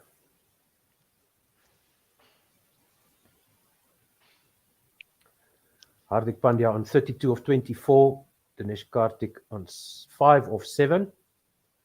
And Maharaj into Pandya, and he just works this to a mid-wicket, deep mid-wicket area for a single. and that's So it's already 6 runs 95 of this for over 4. so far. Look, even if India go at an average of 10 runs and over, they still won't get a decent score, I think. But we'll see how the South African batters deal with this wicket. India haven't done a good job so Maharaj far, I think. into Karthik, and he works this to mid on or long on for a single. And that's the end of the 15th over, 96 for 4, with a run rate of 6.4. 5 overs left then in the innings, and Marco Jansen has bowled out. But with Dwayne Pretorius doing such a good job as the sixth bowler, 2 overs for 9 runs, South Africa have got options here, plenty of options. 5 overs left, and Ngidi, Nortje, and Pretorius have all got 2 overs left. So Captain Temba Bavuma has got an over spare, if you like, for him to pick and choose. Nortje into the attack. No, Let's these see, maybe he figures can are get 6 excellent so wickets. far. Let's maybe see. You can get 6 wickets this over. We only have to chase 97. That'll be great. 96 for 4 as Nortje sets his field. He's going to be bowling to Dinesh Karthik, who is on 6. Nortje into Karthik, and he just kind of double steps this shot, and it's over to long off for a boundary. Oh wow, what an attacking shot there. Double stepping the fast bowler, getting to the pitch of the ball. Good footwork from Dinesh Karthik. India's double stepping now South African fast bowlers in every match so far, actually. Yeah. You won't expect someone to double step a fast bowler, but okay. So Nortje into Karthik, and it just bounces short of Quinton de Kock, and it's still no run from that ball. Score is 100 for 4 after 15.2 overs. There's 100 up for India there with that boundary from Dinesh Karthik. And partnership now 19. Karthik on And the 10 projected of score 10. at the moment is 130 at the moment if they go on this run rate score. And Nortje into Karthik, and he smashes this over to D point for a boundary. Just a fraction of width. Yeah. Yeah, too short and too wide. Nice front foot cut shot there from Dinesh Karthik. 104 for 4 now. Some intent shown here. Last 5 overs, 44 for 1. Run rate now on 6.7.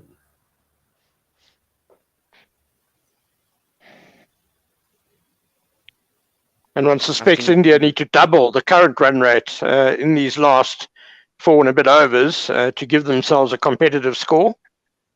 And Nortje into Karthik, and just works this to a cow corner region for a single. Once again, picking out the fielders.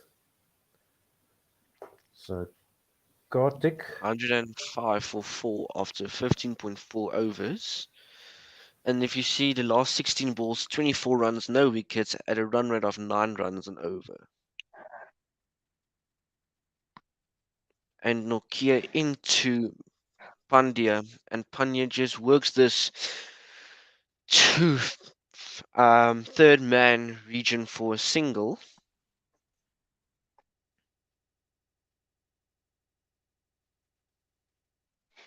There is perhaps a bit of inconsistent bouts in this pitch, which makes it maybe a little bit trickier for batting than some of the pitches we've seen. Yep, as they say, wait for both teams to bat on a wicket before you pass judgment. We did see some greenery in the cracks. And Nortje into Pandya, and he just smashes this over the point region for a boundary, and it's the last ball of the over. The score 111 for 4, after 16 with a run rate of 6.94. And that's Nelson. It was, Mm-hmm. yeah, it was the slower ball from Norkia, just rolled out the side of the hand, but unfortunately dragged down short and easily put away by Hardik Pandya. 15 runs off that over. Another good one for India. And now the last 5 overs have yielded 49 for 1 for India. So they definitely know that their run rate overall needs to be closer to 8 or 9 to get close to that 180. If they can get to 180 from this position, they will be over the moon. And it's so nice to see fans in the stadium there in Rajkot.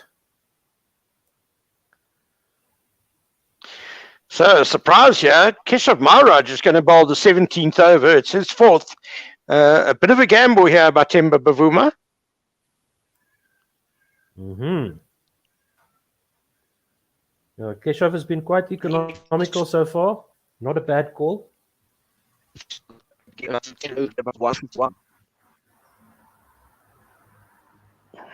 Oh, it's a full on leg stump by Keshav Maharaj, and Dinesh Karthik just sweeps this to backward square leg for a 4. It's 115 for 4.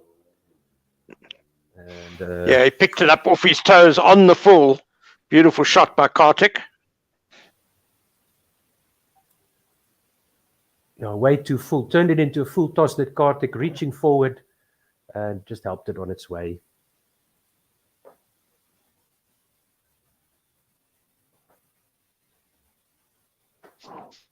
So, just picking up where Liam has left off here. Karthik still on strike, 19 or 14. Maharaj comes round the wicket. He plays this one straight back past the bowler, diving to his right for 4. What a shot by Dinesh Karthik. Straight drive, very nicely done. Straight on drive. That previous ball was a dot ball, but this one I'm back sent up packing by Dinesh Karthik. 119 for 4 is the score now. And Karthik showing why he is in this team. He had an excellent IPL and carrying this form into the national side for India. Well, it was almost a caught and bowl chance there for Maharaj. And then to add insult to injury, Karthik split long on and long off perfectly to get the boundary as well.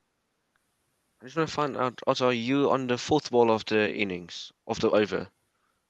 And that was the 3rd ball. This 4th ball is also smashed to the offside, long off boundary. Oh, no, excuse me. This was a reverse sweep by Dinesh Karthik, and he smoked it over 3rd man, and it bounces just before the rope for 4.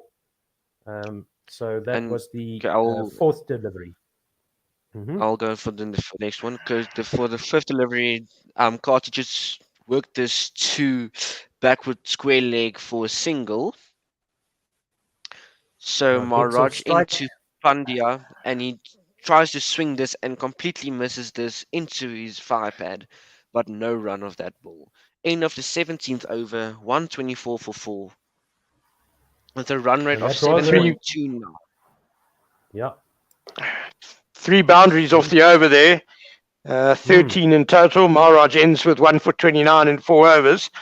So I think one has to say the gamble didn't really pay off for South Africa there. So Pretoria is back into ruined Maharaj's figures. Okay. So before that over, Maharaj had bowled 3 overs for 14. For 16, and then that 13 run over, making his total jump up to 29. So Pretoria's back into the attack. 2 overs, 9 runs at an economy of 4.5. It's not that bad. No, that's awesome. He's done a great job, Pretorius. And he'll be tested here today. Yeah, it is 1-2-4-4-4 for India in the 17th over. First ball of the 18th to come from Dwayne Pretorius. And there are 3 fielders out on the boundary on the offside. Okay, so no prizes for guessing where he's going to pitch the ball. Yeah, no one behind square on the leg side. So I wouldn't be surprised if we see Dinesh Karthik step outside off stump and try and sweep. Pretorius into Dinesh Karthik and just smashes this over deep mid wicket for a maximum. Yeah, that's one way of doing it. Just fetch the ball. Well, he and knows. just smashes it over. Thing is, he knows where the ball's going to be, so that makes his task quite a lot easier, and the length was right for the sweep shot as well. Yep, 130 for 4. 78 Karthik meters. needs to rescue this a little bit for India. Down on one knee, slog sweep, good shot. Pretorius into Dinesh Karthik, and he works this to a backward point. At least there's a fielder and misses this, and it is a boundary. Nokia missing that ball, and it is a boundary for India. Two misfields on the same delivery. The guy in the ring at point, first of all, could have made a better effort to cut it off. And then Nokia also, he made a real hash because he got both hands to it and it went through his legs. And I mean, Bavuma is a quite good fielder. And Pretorius into Karthik, and he smashes this over deep mid wicket. Yep. For another boundary. South Africa really letting the advantage slip here. Right. Yeah. I think we're going to be chasing him at 180. As you called it, Ken. Karthik stepping well outside his off stump to open up that onside field, that leg side that's sparsely populated by South African fielders. So that's excellent batting from Dinesh Karthik there. And a 180 chase is quite clear coming, actually, if you look at it now. Yeah, that's very much in their grasp. And South Africa can still pull this back and capitalize on that good start that they had in the first 10, 11 overs. And Pretorius into Karthik and is going to the leg side, but the umpire, it's not a wide, so it's just a dot ball. That's brilliant by Pretorius, switching to around the wicket and deliberately bowling it full and just outside Dinesh Karthik's leg stump. He was looking for the wide, but I think it just hit the actual marker there. That's a guide for the umpire. And Pretorius into Karthik, and he works this switched his to a long leg, deep, fine leg region for a single. So with that ball down the leg side, 15 runs of.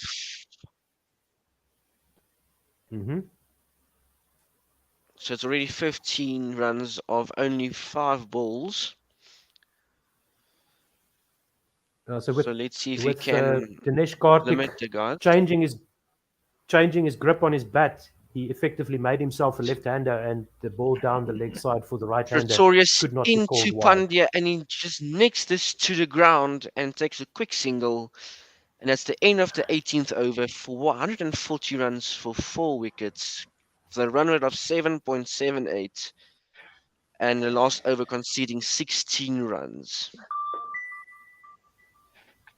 28 runs off the last 2 overs. So South Africa will be very keen to finish a lot better in these last 2 overs. Anrik Nortje, I fancy, will have one of them, and either Ngidi or Pretorius the other. Or maybe Rabada. He's not playing, I'm afraid. So Dwayne Pretorius' figures look very ordinary now, all of a sudden. 3 overs, 24 for no wicket, So at an economy of exactly Maybe 8. it's going to be Pretorius taking the last over of the innings. Well, Ngidi's bowling now, yeah. So either Nortje or Pretorius. I would go with Nortje, personally. That extra pace. He's had a good evening with the ball and can use a few different tactics, a few more tactics than Pretorius because of that extra pace in the final over. if Ngidi can get a wicket or two in this over, I think the score will be limited to at least 160 because when the new batsmen are in, trying to get their eyes in. So maybe can Ngidi into Pandya, and Pandya just smashes this over car corner region for the maximum. First ball of the 19th over, going for a 6. Score 146 for 4. It's an extraordinary shot. 65 runs. He's almost playing like French cricket in front of his legs and just whipping it square over square leg. It was a slower ball by Ngidi, but Hardik Pandya just generates such enormous pace off the bat. No, hand-eye coordination supreme.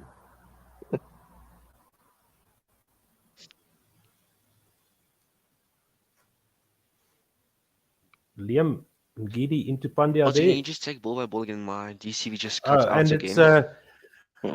it's a drive, a wafted shot played by Hardik Pandya, sails through the air down to third man, who gobbles it up, and that's the end of Hardik Pandya. He is caught at the third man boundary by Tabrez Shamsi off the bowling of Lungi Ngidi for 46 off 31. Just mentioned there the 65-run partnership, and India now 146 for 5. So that partnership between Pandya and Karthik restoring some respectability to India's score, getting them to somewhere where they feel they might be able to defend. And that's an excellent catch by Tabrez Shamsi. All the Shamsi haters, shut your mouth.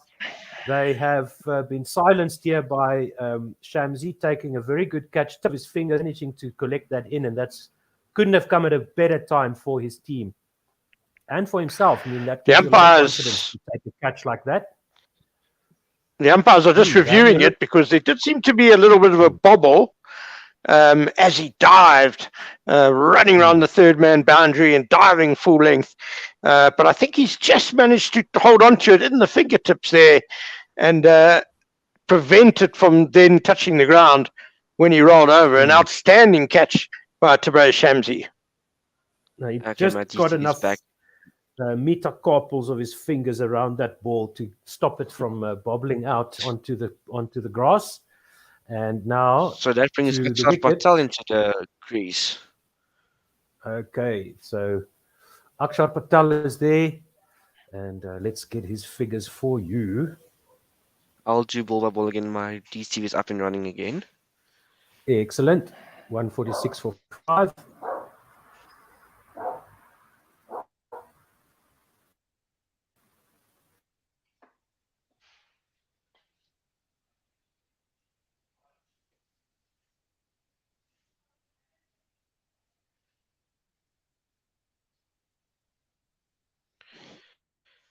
And Giddy into Danish Karthik, and he just smashes this over the points region, and it couldn't be cut off by the field in the deep, and it is a boundary. Akshar Patel playing his 19th T20 International. He has scored 93 runs, highest score of 20 and an average of 18.6. So that 4 brings up 150 for 5 for India. Run rate now 8.1. The last 5 overs have gone for 67 for 1 at a run rate of 13.4. India are stepping on the gas. Way too wide from Lungi Ngidi. You can't allow Dinesh Karthik to free his arms like that. And Giddy into Dinesh Karthik, and he tries the same kind of shot, but just 2 points and no run taken from that ball. He gets a single. He moves on to 48 of 24. Does Dinesh Karthik? 151 for 5. There. Mm-hmm. Is what a catch from Shamsi. Oh. Great work there on the deep.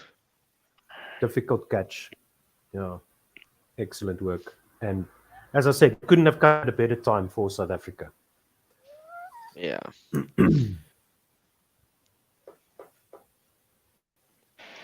So what can India do here? Where can they get to? They've got 7 balls to go. They're on 150, just past 150 now. 151. Akshay Patel on strike, facing Ngidi, the left-hander. So Ngidi into Patel, and he tries to work this to the leg side, but goes to the offside for a quick single. Takes the score to 152 for 5 after 18.5 overs. Now, with Ngidi coming right arm round the wicket to the left-hander, that would have gone down leg. So half-hearted semi-appeal there, but no danger for the Indian batter, and he's off the mark. 152 for 5.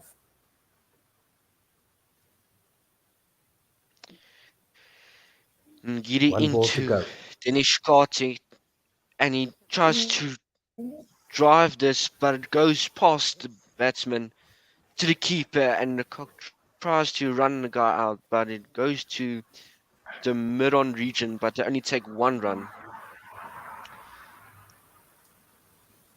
Yeah, so that's the 1 run end of the that. 19th.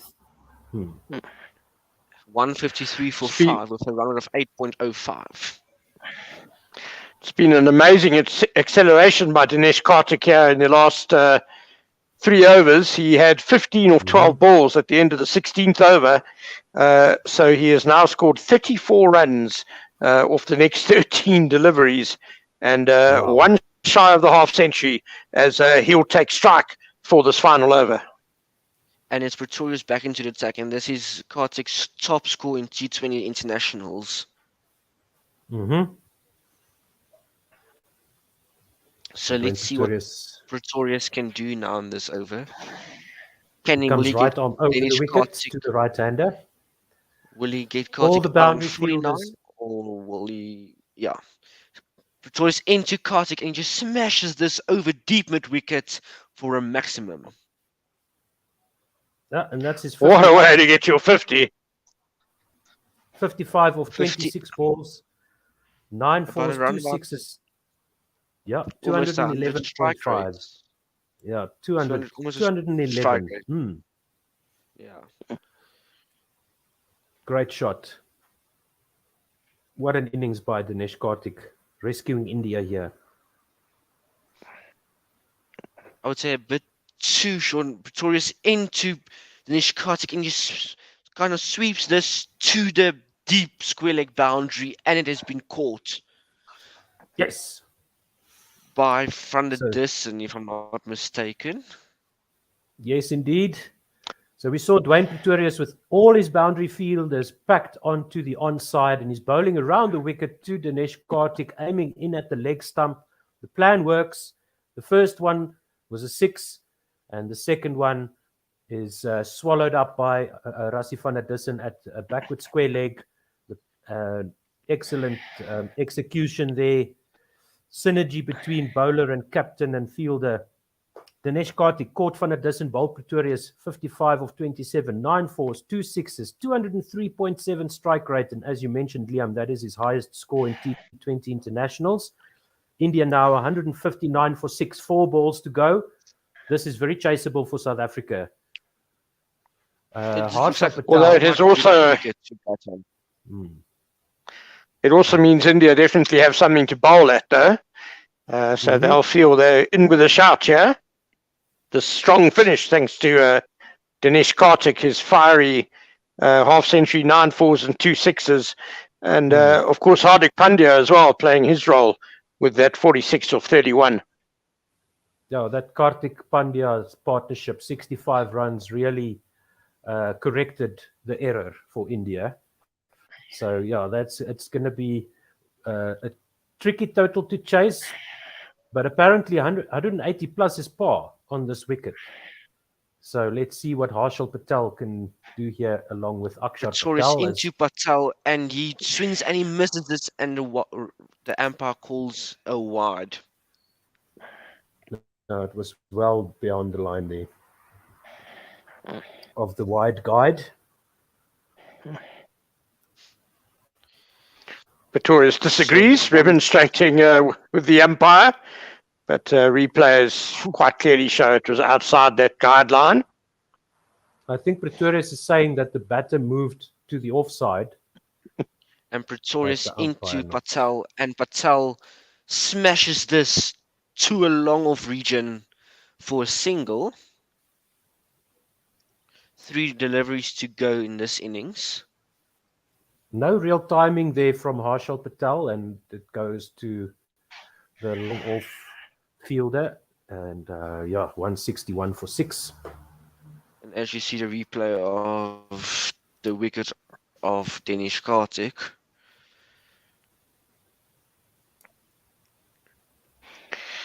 it was an important innings for Dinesh Kartik. Brought back into the side, and this innings certainly showing that he has a role to play for India in the future.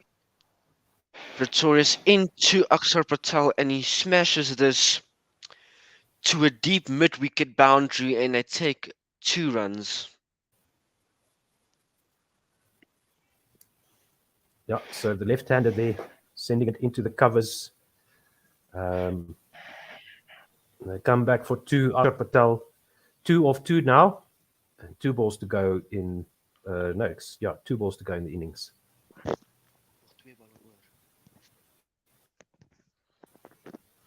And Pretorius into Akshar Patel and just smashes this over deep square leg boundary for a single. Now he gets the left-hander off strike. Yeah, so no, that they came back for 2 there, I think. 1 ball to go. Yes, they did, and excellent fielding by Van der Dussen on the boundary to stop that going for 4. Yeah, good work. Last ball of the innings. And this is the last ball of the innings. Pretorius into Akshar Patel, and Patel just smashes this, goes into the sky, over the keeper, and it's a boundary to end the innings on 169 for 6 after 20 overs. And South Africa needs 170 to win this match and to win the series. So let's see if they can do it. 170 need of 120 balls. It's a very disappointing finish because it means that India have managed to plunder really 73 runs in the last 5 overs. So not good finishing by South Africa today.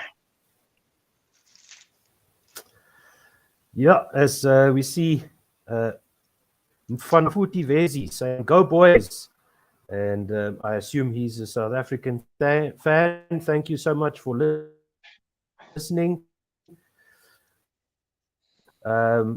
We will run you through the scorecard quickly.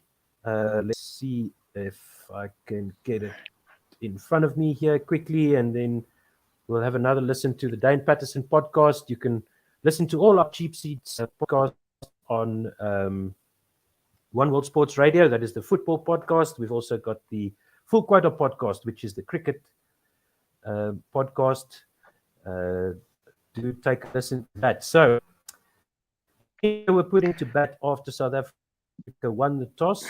Ruturaj Gaikwad and Ishan Kishan putting together an opening stand of 4 off the bowling of Ngidi for 5 of 7 balls with 1-4 at a strike rate of 71.42. Ishan Kishan was then joined by Shreyas Iyer, who departed soon after with the final ball of the 3rd over. He was caught behind also by the wicketkeeper Nortje off the bowling. Shreyas Iyer was LBW bowled Jansen for 4 of 2, hitting just the 1-4, strike rate of 200. Rishabh Pant then came to the crease, and in the first ball of the 7th over, Ishan Kishan was caught by De Kock, bowled by Nortje for 27 of 26, hitting 3 4s and a 6, 103.84 strike rate. And then Pandya and Dinesh Kartik, first Rishabh Pant joined Hardik Pandya rather, and he was dismissed. Caught Pretorius bowled Maharaj for 17 of 23, hitting 2 4s, and the 13th over, where after that Pandya and Ishan Kishan, no, excuse me, Hardik Pandya and Dinesh Karthik 6 for 5 when Hardik Pandya bowled Lungi Ngidi for 46 of 31. And then in the last over, Dinesh Karthik was caught from a distance, bowled Pretorius for 55. Right after he hit the 6 to get to his 50, scored that of 27 balls with 9 fours, 2 sixes, 203.7. And Akshar Patel and Harsha Patel ended not out. 8 of 4 for Akshar Patel and 1 of 1 for Harsha Patel. So 169 for 7, 2 leg byes, 1 no ball, and 3 wides. Run rate achieved 8.45, and South Africa need 170 of 20 overs to win the match. So thank you very much for listening. Do stick around and listen to our Full Quota podcast interview with Dane Patterson, and we will be back as soon as the cricket resumes in Rajkot. Liam, any thoughts? Do you think we can do this?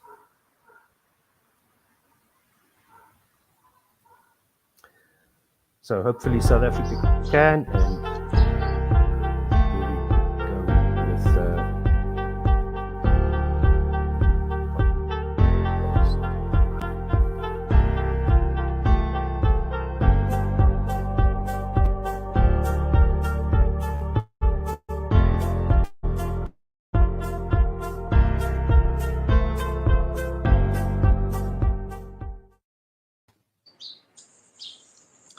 And hello, and welcome to new season, Tim. I'm not sure if you want to call this the new season, but it is a new season of the Full Quota podcast with myself and Bomu Tlani, as well as Tim Del Lace. It's going to be another jam-packed season of cricketing discussion, everything else, and we've got an incredible interview lined up for you to start it off as we go into the new cycle. The new financial year of CSA started at, I think, at the end of April, and so we're all moving down. Let me introduce my co-host, Tim. Tim, how are you doing? I'm doing good. Yes, I think we can call this season 2. We've had at least 2 weeks break, if I'm not mistaken. Mm-hmm. We needed a refresh. We needed a bit of a break from the constant podcasts, but yeah, all ready for the what's new and the different things we're going to be giving you going into the next couple of months. Yes, Tim, that's very true. And so now, obviously, we've got a great interview lined up for you. But for those who are wondering about when we're going to talk about what's been happening at CSA, the news that came out today, we will be doing that tomorrow. So just do watch out for that. We're just going through everything, making sure that we don't want to do because the problem about a reaction that's very fresh is that sometimes you just miss certain things, so certain angles. So we're trying to see what the best angle is, and we're going to try and give you our thoughts as well as what we think is going to happen going on. But we've got a really, really awesome guest for you. I'm not sure if he's doing it from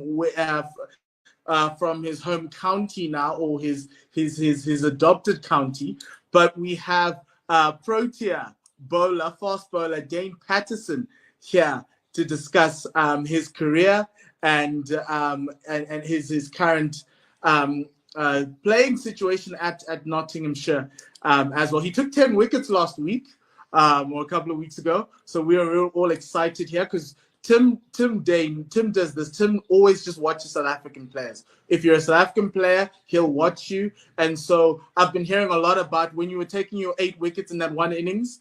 That first innings, he kept on sending me messages, and I was like, "Dude, I'm at work." But let's keep on going. A message to watch. Good on Tim. Yes. So Dane, we'd like to say thank you for spending some time with us. Are you in your home county? Are you in Nottinghamshire, or where are you right now?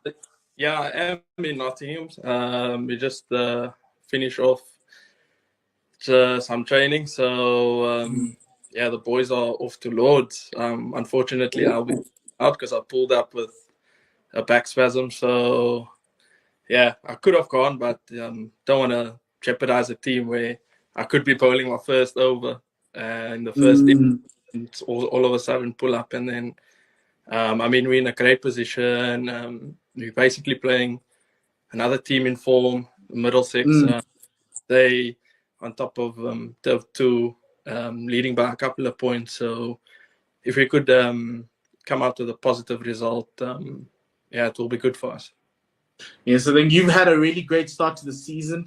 Then you've taken about 18 wickets so far this season. How are things that side? I think I know this is it's not your first time. I think it's your second time as an overseas pro at Nottingham. How is it now this time around? A bit easier because I think last year I had to learn, I'll basically get to know everybody, learn the conditions. So I was basically busy on the field with training, and then obviously off the field, getting to know my teammates and things like that. So yeah, this year's been easier. I've just gotten off the plane and into training, and it just feels like a second home at the moment. Awesome. Give us an idea of how it all came about, because you were playing for South Africa. You were playing in the last test match when England were here. How did that come about? That move over to Notts?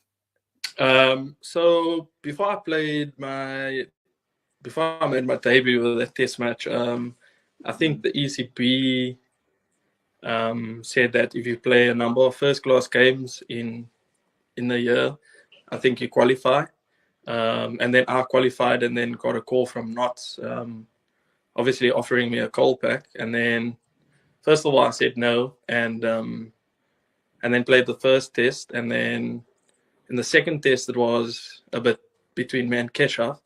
So basically, with me, like just being in a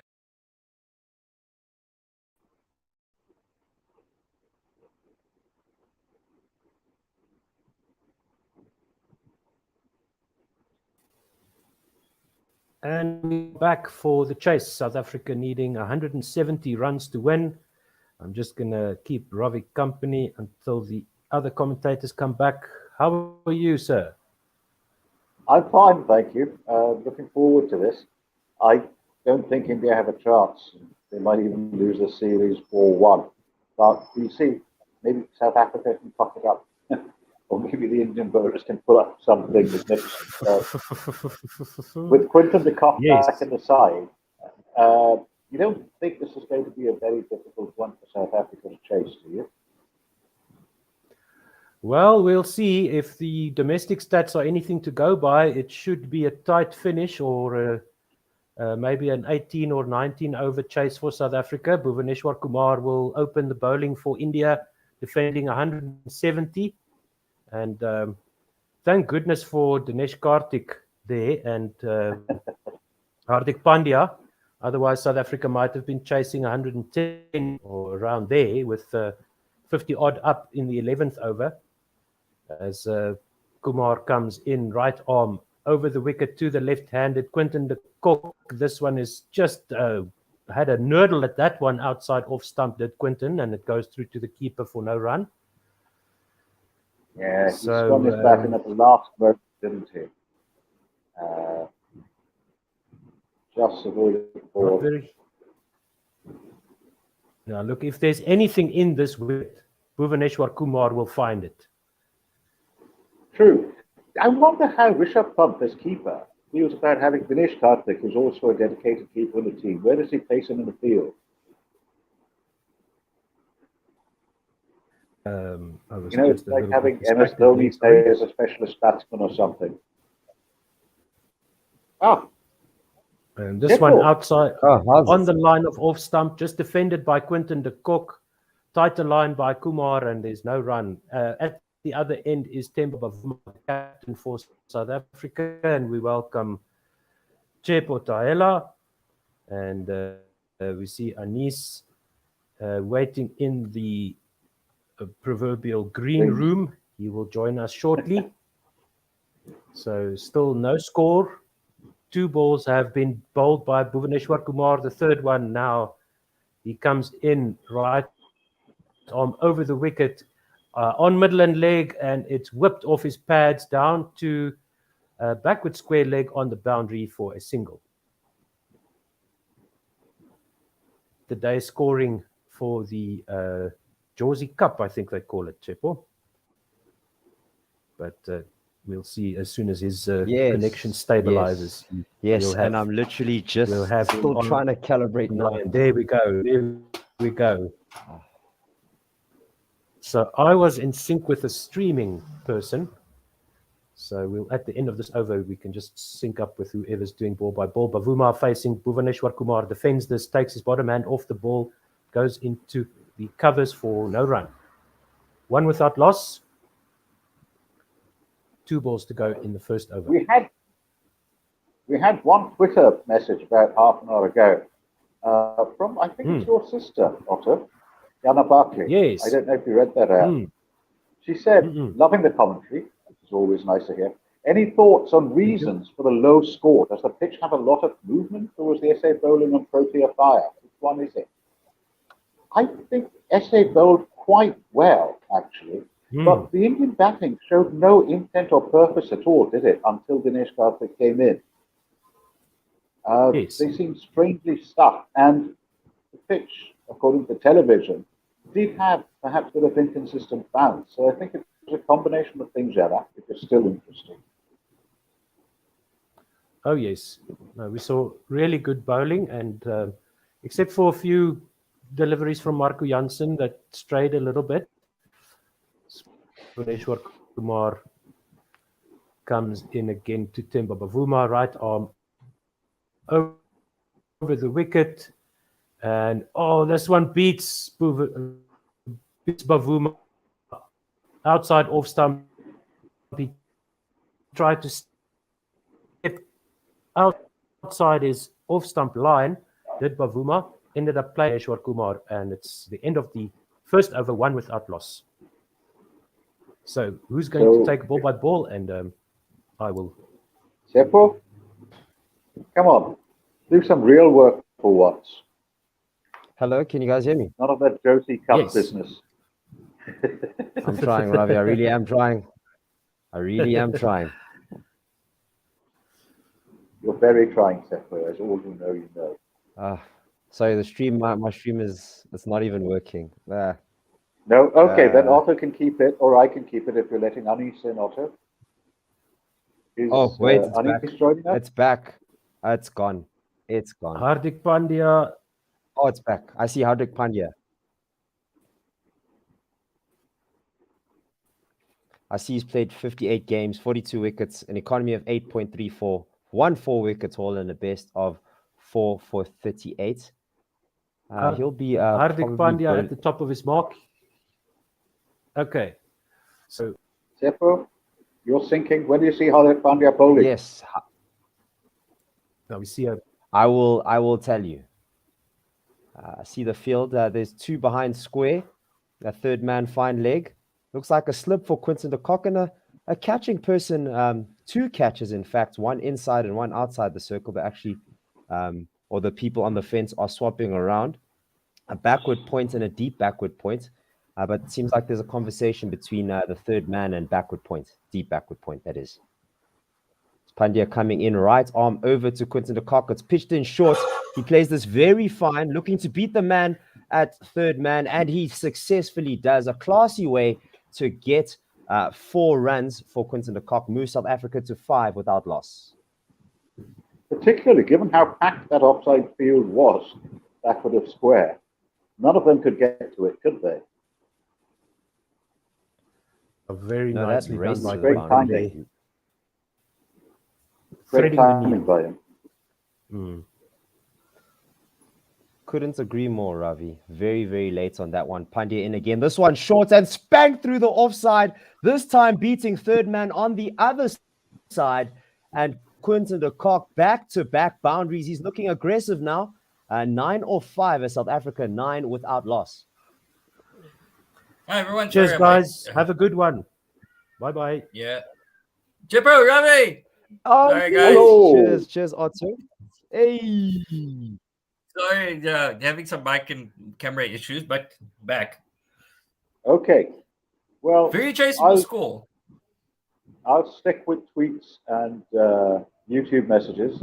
Seppo and Anissa, Yeah. leave ball by ball to you because my stream is way ahead of yours. All right. I think that's fair. I think that's Yeah, fair. very Ravi, try not to fair. celebrate. I know. I'm guilty of this sometimes. Preemptive Oh, celebrations. you'll know every South African wicket 5 minutes before it happens. I'm sorry. Another Ravi back of the out leg there. delivery. It's short, it's wide, and Quinton de Kock cuts this, looking to get to the same gap he got to last time. This time, Harshal Patel gets to that, saves 2 runs as Quinton de Kock races back to the striker's end, 11 now without loss. Ravi is obviously You're saying, Anissa, chaseable total this? yes, definitely a chaseable total. Considering in the first one, South Africa chased 200 and something, so this is easy. But then again, we saw in the previous game, South Africa only made 130. So it is in all results are possible still. Yes, but you have the Cock plus David Miller, don't you still? So Yeah. It's, I was And going to say something, but it's not PG. this delivery short and wide and left.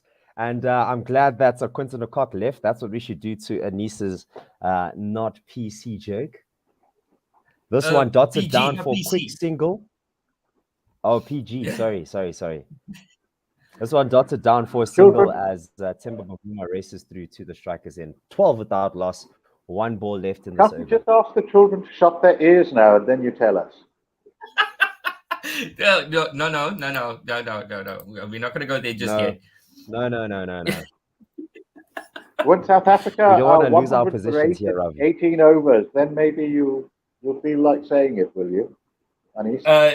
Yeah. It just depends on the match situation. Well, anyway. What's nothing to lose. Temba Bavuma on striker. Back of a length delivery outside the off stump for the right-hander. Plays this late. It's a back foot punch that goes all the way to third man. And Temba Bavuma off the mark with the single. 12 off the over. De Kock on 12. Bavuma on 1. And South Africa 13 without loss. Those But last yes. 10 overs for India were very, very, very, very good. Yeah, go ahead. I was just going to say that if you're listening to us on any stream, we probably are best off you find us on YouTube or Facebook. On YouTube, we're under One World SR, and we're broadcasting as Gorilla Cricket SA on YouTube. And please make comments. We love interacting with you. And also on Twitter at Gorilla SA. Whatever you want to say, we will read it out. And we'll answer whatever questions of yours, either seriously or with absolute nonsense. Into the attack now, Yep. Bhuvi Kumar. This one, well outside the off stump. It looked like it just beat Temba Bavuma for pace and stayed very, very low, sneaking under the bat and bouncing before it gets to Rishabh Pant's dot ball. Just thinking of that, as we look at the field, gully point after this, as Temba Bavuma drives this one straight to the covers, no run. There's a gully point, cover mid on, and then a short fine leg, and then a mid on the leg side with a huge bunch of real estate open on the leg side. I think that India trying to get Temba to play across the line.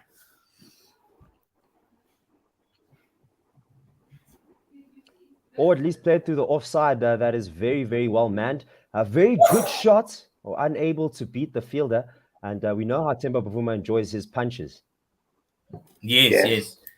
Temba Bavuma now. This one. He rolls with the punches. Wow, that one really read off a length. And it looks like TB got punched in the face there. Checking his grill out. Probably will have to get a concussion test. You see, this is how you're supposed to deal with getting hit. You notice Temba Bavuma isn't rubbing anything. He's like unplussed, even though that one got in the button. on the just underneath the grill. This is how you deal with it. You don't show a fast bowler anything. Wore that one well. And it's on a similar length to that previous. Yep. Similar length to that it just previous reared delivery up. that stayed very, very low. So we're seeing, variable bounce here. That's going to play. That might play into the death overs a bit later. But something else that is interesting is that Keshav Maharaj and Tabraiz Shamsi got the ball to turn quite a bit.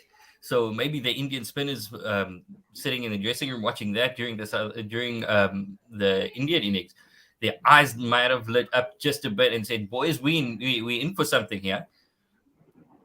Yeah, we didn't see any of those Indian spinners No during doubt the about innings, it. did we? They didn't even pad up. Yeah. But yeah, so if the South Axel African Patel was the spinners only one. Yeah. Yeah. But he's hardly a spinner, is he? He specializes in the straight on doesn't he? He builds it straight out and the batsmen get confused. Vanessa coming back in. Fourth ball of the over. It's a short one. It's lollied into the air, into that vacant onside region where Temba Bavuma is probably going to get himself 2 runs. The man at mid-on, Hardik Pandya, does the fielding. And Temba Bavuma now 3 off 8. Quinton de Kock so surprised he dropped his bat. I can't get it. It's like, wow, these two. You got to listen to your captain, Quinton. You got to be prepared, but don't back up too far. We've seen what happens.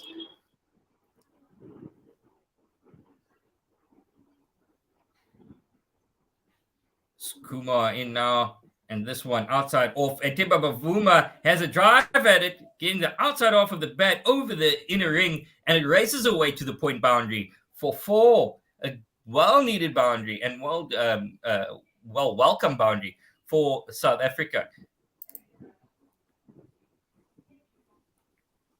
A streaky boundary for Temba Bavuma, but he'll take it as however it comes. He'll be definitely keen to get some runs on the board just to get the monkey off his back, or at least the fans or non-fans off his back that criticize him for his low strike rate. Yes, definitely. As this one played This down one, the a ground. full-length delivery blocked out. Temba Bavuma races down the track, a direct hit. Too quick. And they're probably going to go upstairs for this one as he dove It's way too quick. dove to make his ground. Yeah, he was running. Yeah. Eh? Shoo. He's got pace. But now my question is Temba Bavuma trying to injure himself in this game, this innings, because he's already worn one on the shoulder? He's had the physio out. Physio's probably coming back out because he hurt his arm. Yeah, I think he's fed up with the South African team. I think this is the only excuse he can get to It's his not play team. the next match. the only way he can escape. It's The only his way he team. can escape. Now, with that said, though, we do know Temba Bavuma is definitely a player that loves running between the wickets. Often takes the challengeable singles, tries to take the fielders on. He believes he has the pace and the quickness to get down the pitch quickly, and backs himself to do so.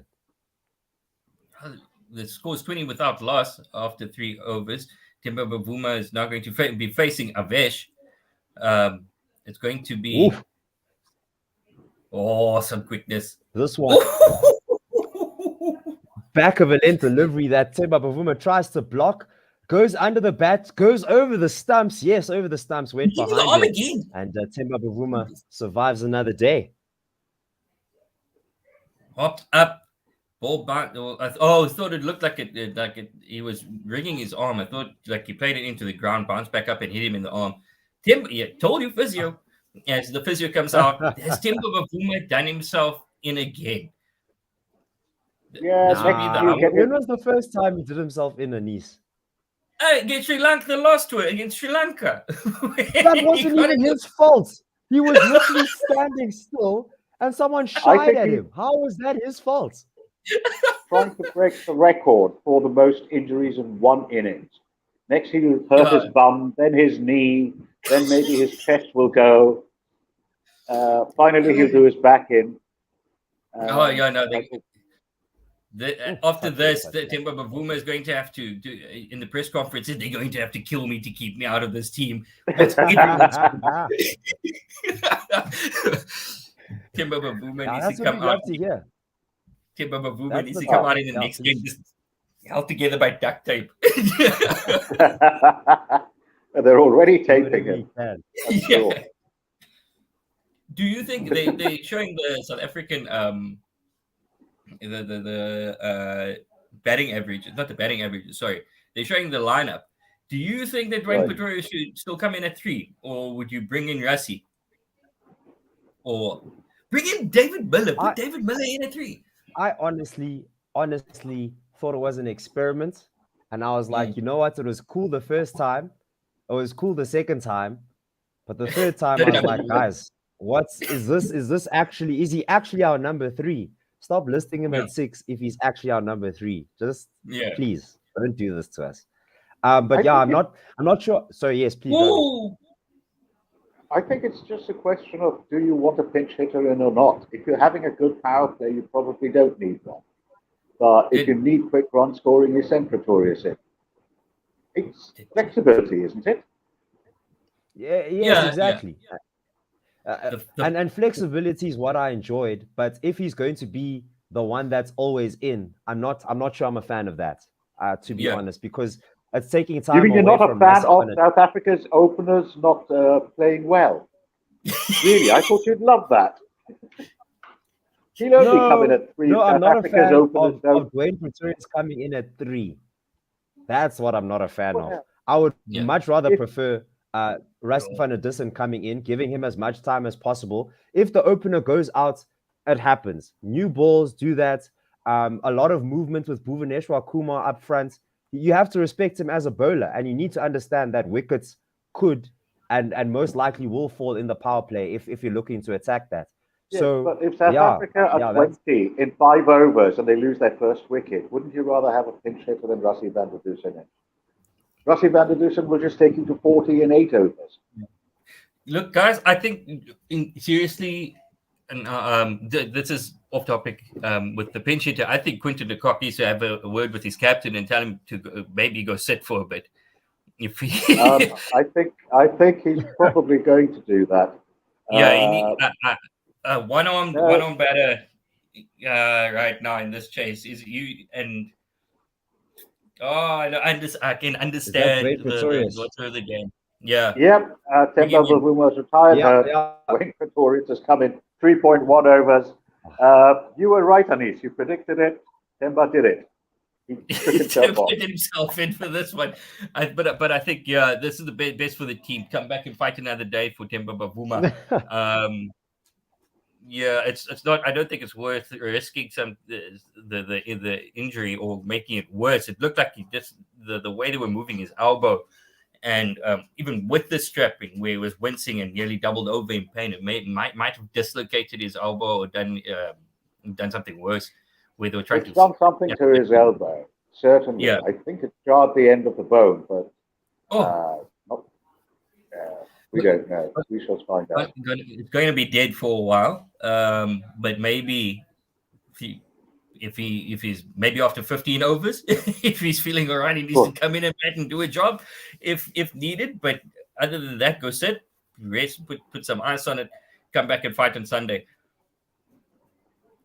Why if needed, come back on Sunday? Let them stay off. Well, Dwayne Pretorius is. You don't like this, Temple? Sorry, Ravi? You don't like this, do you? Yeah, I'm not a fan of it. I'm not a fan of it, but I guess it's going to happen. It's going to happen. He does bat at 3. Dwayne Pretorius in his 26 matches, he scored 223 runs as Avesh Khan comes in. This one going down the leg side. Quinton de Kock quickly down the other end already. This should be given as leg buys.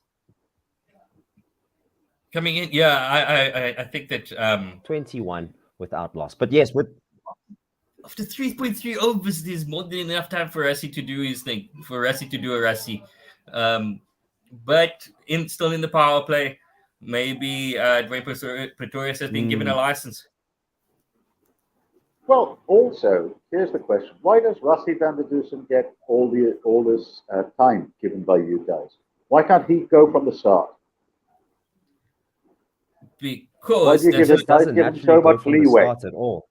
Yes, but then why give him the leeway? He's not good enough. I for think T20. Ravi Stick just him in ODIs. Stick him in the ODIs. But no, I why don't in think it's as T20 simple as that, if it's going to Ravi. take I so don't much think it's time? as simple as that.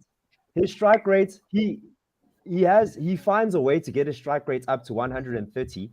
Sorry, my stream is just lagging a little bit. Avesh Khan is That's coming only in. that's only if Right he arm lasts over. up This to one 20 short, balls. punched back past the bowler. They take a quick single, a shy at the striker's end, a direct hit, but the single was safely taken.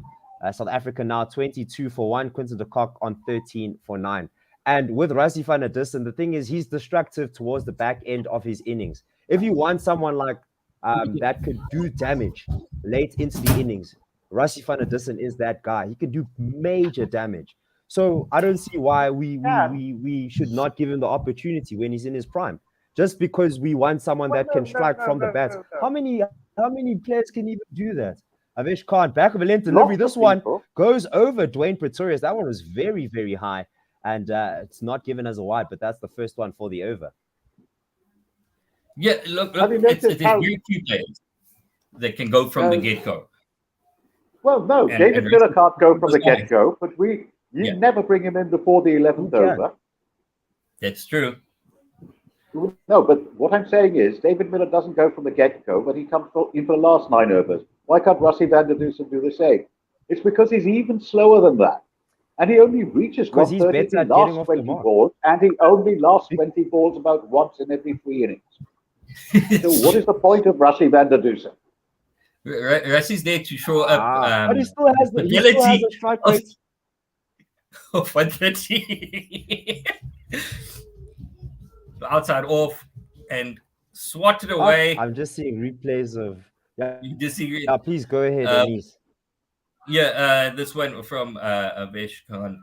Outside off, swatted away by Pretorius. Outside off, and it is cleaned up by backward point for no run. This argument with Ravi is so insane. I love it. I'm just asking why we give so much leeway in T20. I'm bringing stats to the party and not just an eye test. Okay. Bring him. We give because he's one of our indeed because he's put my 1,000. Why would he put our best player on bench? Ashok Patel coming. Put my 1,000, bro. Hey. Put my 1,000. The mad disrespect. Me, I'm bringing stats because Ravi out here is working with eye test. Here's some stats for you, Ravi. Here, an average of 38.84, a strike rate of 130. Now you want that guy to sit bench? Please, though. Please. You know what? This is in T20. Yes. Respect, you know what? bro. This is in T20. In T20s, he's the 5th of the current South African team in terms of strike rate. He doesn't even reach the top 50 all-time batters. So what are you saying? Ashok Patel in this one full on off stump and just a forward defense by Quinton de Kock. Score remains 22 for no loss. Keep going, guys. This is great. No, do you win games with strike rates or do you win games with runs, Ravi? Answer this question. Do you win games with strike rates or do you win games with runs? What do you win games with? Runs, of course. Are we do you put strike rates at the end and say, oh, look at all these strike rates. This is how you win games. Yeah, but remember, net run rate in South Africa. Don't mix. I'm going to tweak the Tiger and Tsepo as much as possible. We had a decent net run rate in the last T20 World Cup. That's one short of a length, and Quinton de Kock rocks onto the back foot and pulls it down to fine leg for a single. Score moves on to 23 for no loss. South Africa aren't really getting the ball off the square, are they? Yeah. It's still early days. I think you love Rassie and you want to see him. Days. And I think the style that South Africa plays, is they like to prioritize having wickets at the back end. Yeah. I think ever since Mark Boucher's come in here, the key has been to take it as deep as possible. Just like the games that we won, we took it all the way to the end, even when we didn't need to. Yeah. And Yeah, even when you're like the MS Dhoni of teams, aren't batters you? will probably be in, and that's That's yes, what Prabhashar Patel and that's is our style. full Yorker length, That's our style. and it is swept away by Dwayne Pretorius, but hits him on the foot, and it dribbles away down the leg side, and they come through for a single. I think the thing with Rassie van der Dussen needs to be very, very. We need to be very careful. Is that if Rassie van der Dussen and Themba Bavuma are batting together, that's not the most effective pair that we can have at the wicket. Not a good call. As Patel comes in again and to the cock, who plays a square cut, misses out with Offord, but straight to the fielder, no run. However, if Quinton de Kock is there and Rassie van der Dussen comes in, that's a productive partnership, because one of them can be destructive and go while Rassie's playing himself in.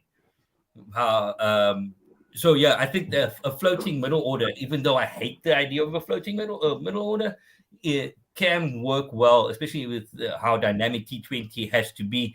As this one comes in, fired in tucks, Quinton de Kock up for him and is run out. Oh, miscommunication by the batters. Quinton de Kock, yes. Pretoria says no. Quinton de Kock keeps coming and he's stuck halfway down the pitch. Doesn't even make any effort to get back in, and he is right by the bowler. Oh no, this lost their strap. I wanted to mention this. Sorry, Anis. Yeah, mention it, Seppo.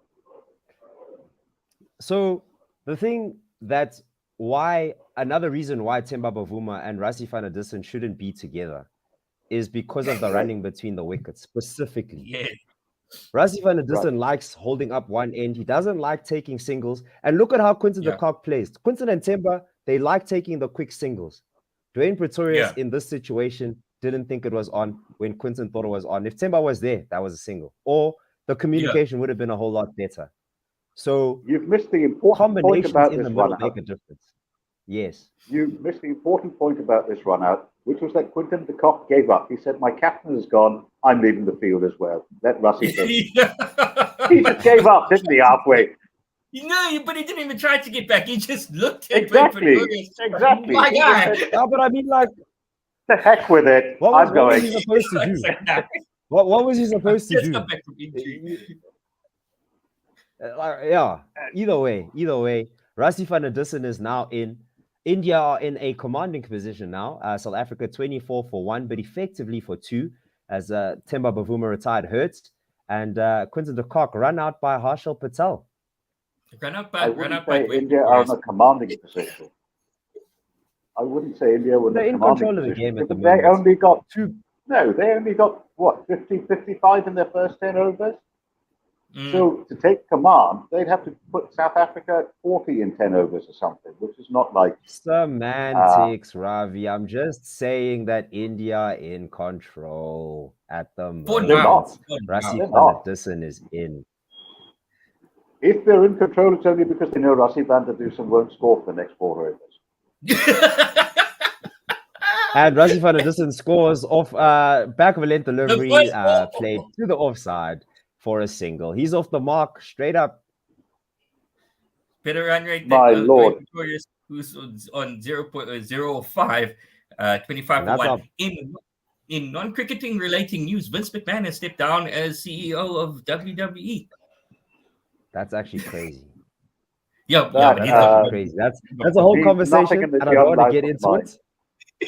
That's a whole conversation, and I don't want to get into it. And anyone who calls WWE a sport needs their head examined.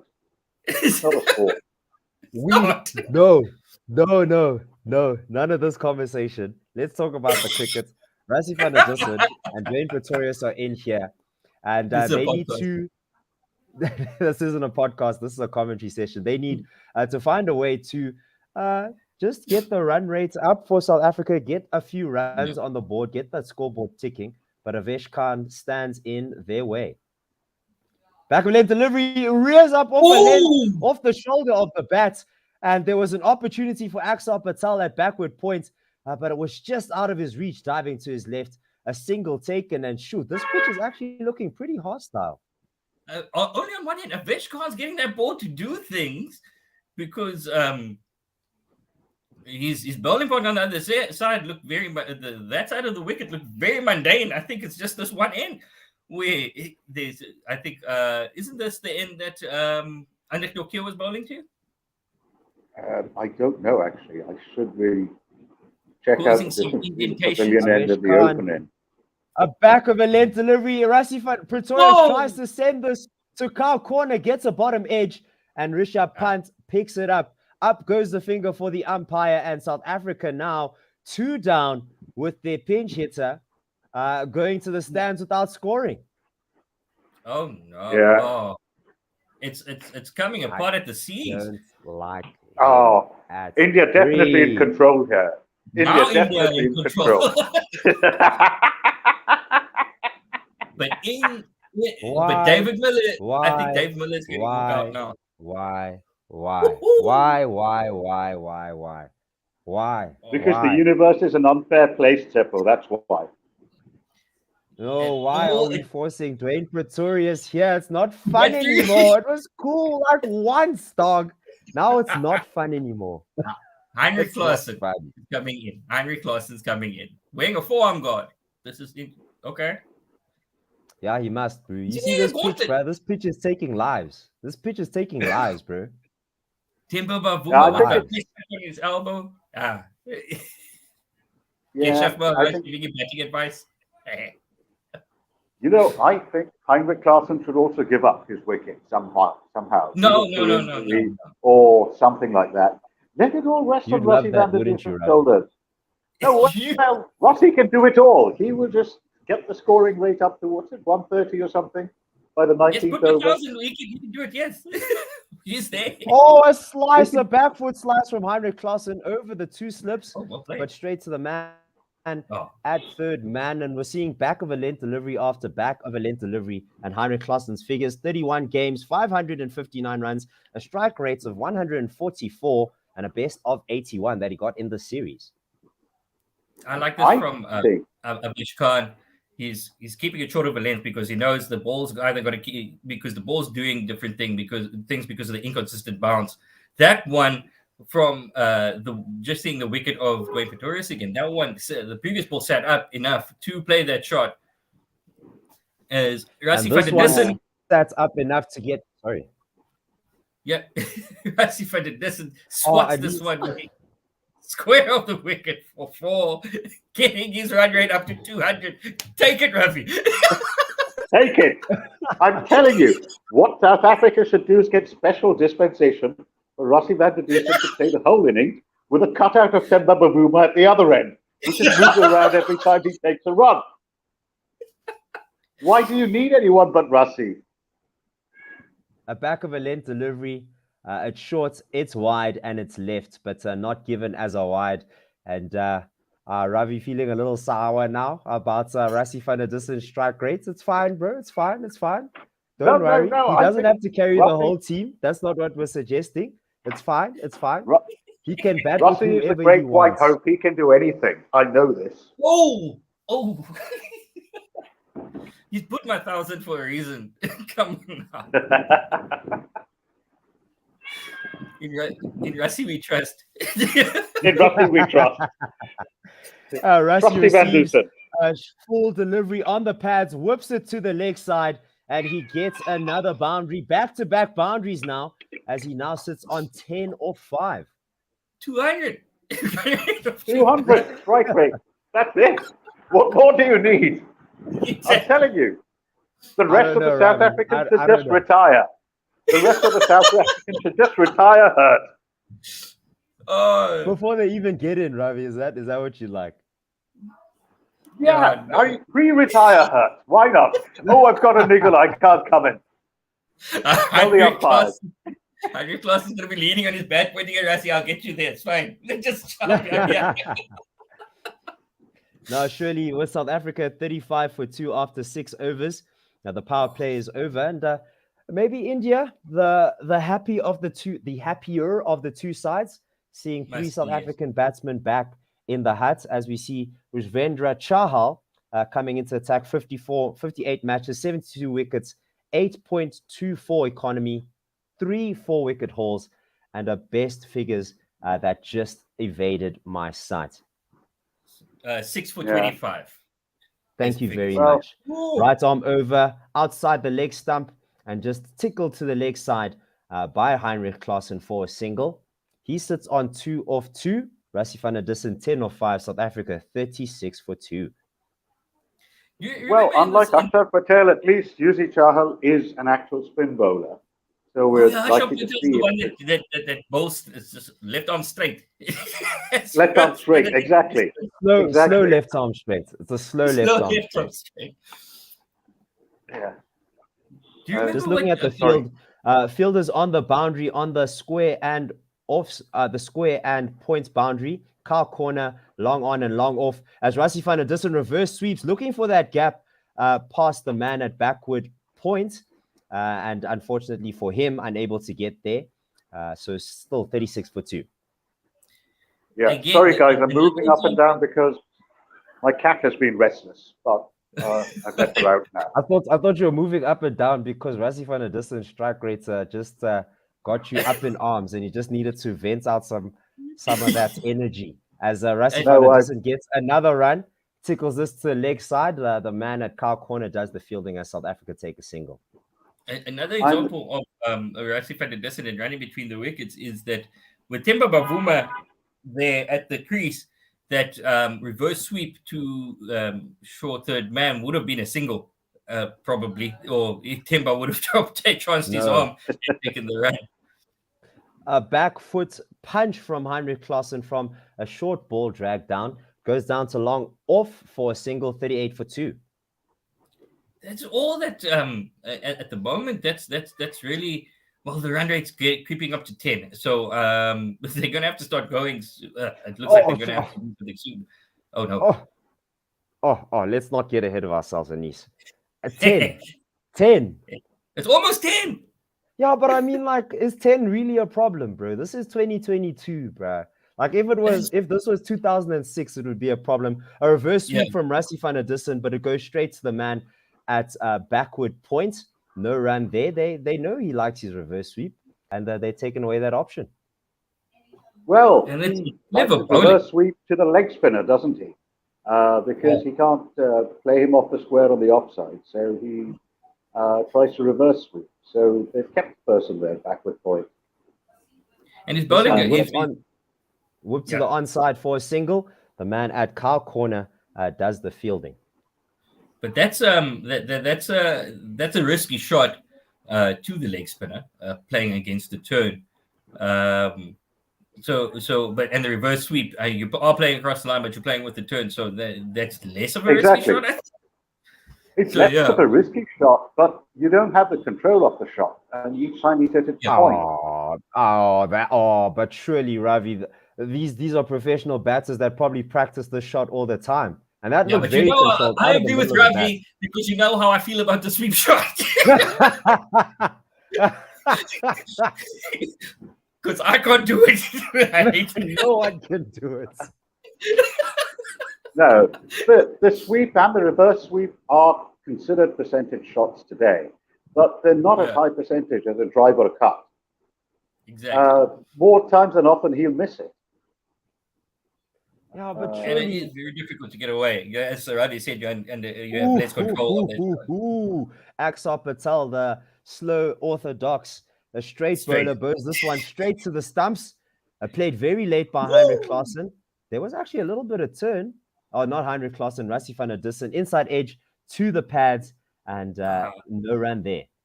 No, that went with the arm. Yeah, that's what it did. It went with the arm. This is an appeal for LBW, but the impact was probably outside off stump, as South Africa still 39 for 2. No runs off Aksar's first over, first 2 balls. That reverse sweep was an example of why he of shouldn't be playing it. 7.09 and a best of 3 for 9. Rassie van der Dussen comes down the track to this back of a length delivery, plays this behind square on the onside, takes a quick single, and just makes it through. Gets Axar off the mark there, 40-2. That Right. single with Defo, Rassie van der you Dussen. tried to overtalk me on that, but you just saw that reverse sweep by Rassie van der Dussen completely failing, didn't you? On a non-turning the one time a reverse sweep fails, then Ravi comes out of the hole and says, One time this is out a of- low percentage shot. one time out of 3 times, and the first 2 times he scored no runs of them because they both went to point. This was a back of a length delivery punched back to the bowler by Heinrich Klaassen. Another back of length delivery, and this one a big appeal as it might have hit the pads, but Rishabh Pant still appealing. Umpire remains unmoved. Maybe an edge. Whoa! Maybe DRS Big back timer to 8, it. and they're taking it. They're taking it. That's it. This might be. This is going to be tight. Umpire's call. Looked a bit high. Who was Tight. playing back, and Yeah. went on with the arm as well. Well, it's not taking an edge. Ooh. This interesting. I didn't bring it up in the first innings, but I think that the review that was taken in the first innings was the first of the series. Right. No. I think. Down Wasn't it? leg. Was the first taken by South Africa, maybe, but I'm sure India has Yeah. reviewed decisions before this season. They have reviewed decisions and lost the review. Oh. Oh, India's so You bad. can see all 3 They- stamps. You can see all 3 stamps. So maybe I don't. missing it. Nah. The impact was in line with leg stump. And as Anis said, it went with the arm and just went past, or actually just clipped the leg stump. Umpire's call, it was very deep in the crease, so it could have gone either way. Heinrich Klaassen will count his lucky stars and maybe will not play on the back foot anymore. And this was... Yeah? You mean to tell me something surprising has happened and Akshat Patel has not turned the ball? It's only gone on with the arm. I'm not here to surprise you. I'm here to commentate on cricket. A full-length delivery on the stumps, driven to the offside for a single. Such high expectations from Ravi. And you're expecting things that I don't need to deliver on, actually. What's going on? I'm not a surprise clown. me, Defo. You No, I'm not always a clown. surprise me. I'm not a No, party you're not a clown. Ravi. You're I'm not a clown. party clown that comes and surprises. Surprise! No, that's not me. That's not me. I'm here to talk about the cricket. That's what I'm here to do. Yes, we are focused. Sure, we are we focused. can't step And if in you with guys the want to talk, discussion about the WWE. want to talk to us about the No, cricket, that's a different podcast. that me and Chip are gonna have a podcast about this one day. about WWE. I said I'm not a clown. Maybe Anis wants to be a clown. Maybe he wants to surprise you. But me, I'm saying, I'm speaking for myself. I'm not a clown. Of course. No, Defo. We would never think that. Don't you think I'm funny, Ravi? I think you're funny. I think you're funny when you want to be, but you're not a clown. Oh, touche. Chahal comes in, right arm over. Heinrich Klaassen double steps and wallops this straight past the bowler, almost decapitating him and getting a boundary, trying to release the shackles Whoa. and Umpire had get to himself a duck. boundary. Umpire had to duck. Oh, went like a tracer bullet. Love saying that. He just straight down the ground. Oh, That was a good shot. That was a really good, authentic shot. played straight, played proper cricket shot from Heinrich Klaassen. Just smacked. You mean not like a Straight reverse back. sweep? No. Any sweep. There's a sweep for you, and it's given out. Heinrich Klaassen tries to play across the line. It just rushed him, went under the bats. It looks like he's going for a review. He's not going anywhere. And he took, he's not. No, he's still talking to Rassie van der Dussen. And now he goes for the review. Decides he's going to send it upstairs. We'll see. To the leg spinner. We'll see. And I think you spin that Chahal actually turns the ball. So yeah. To the leg spinner. Oi. That ball turns.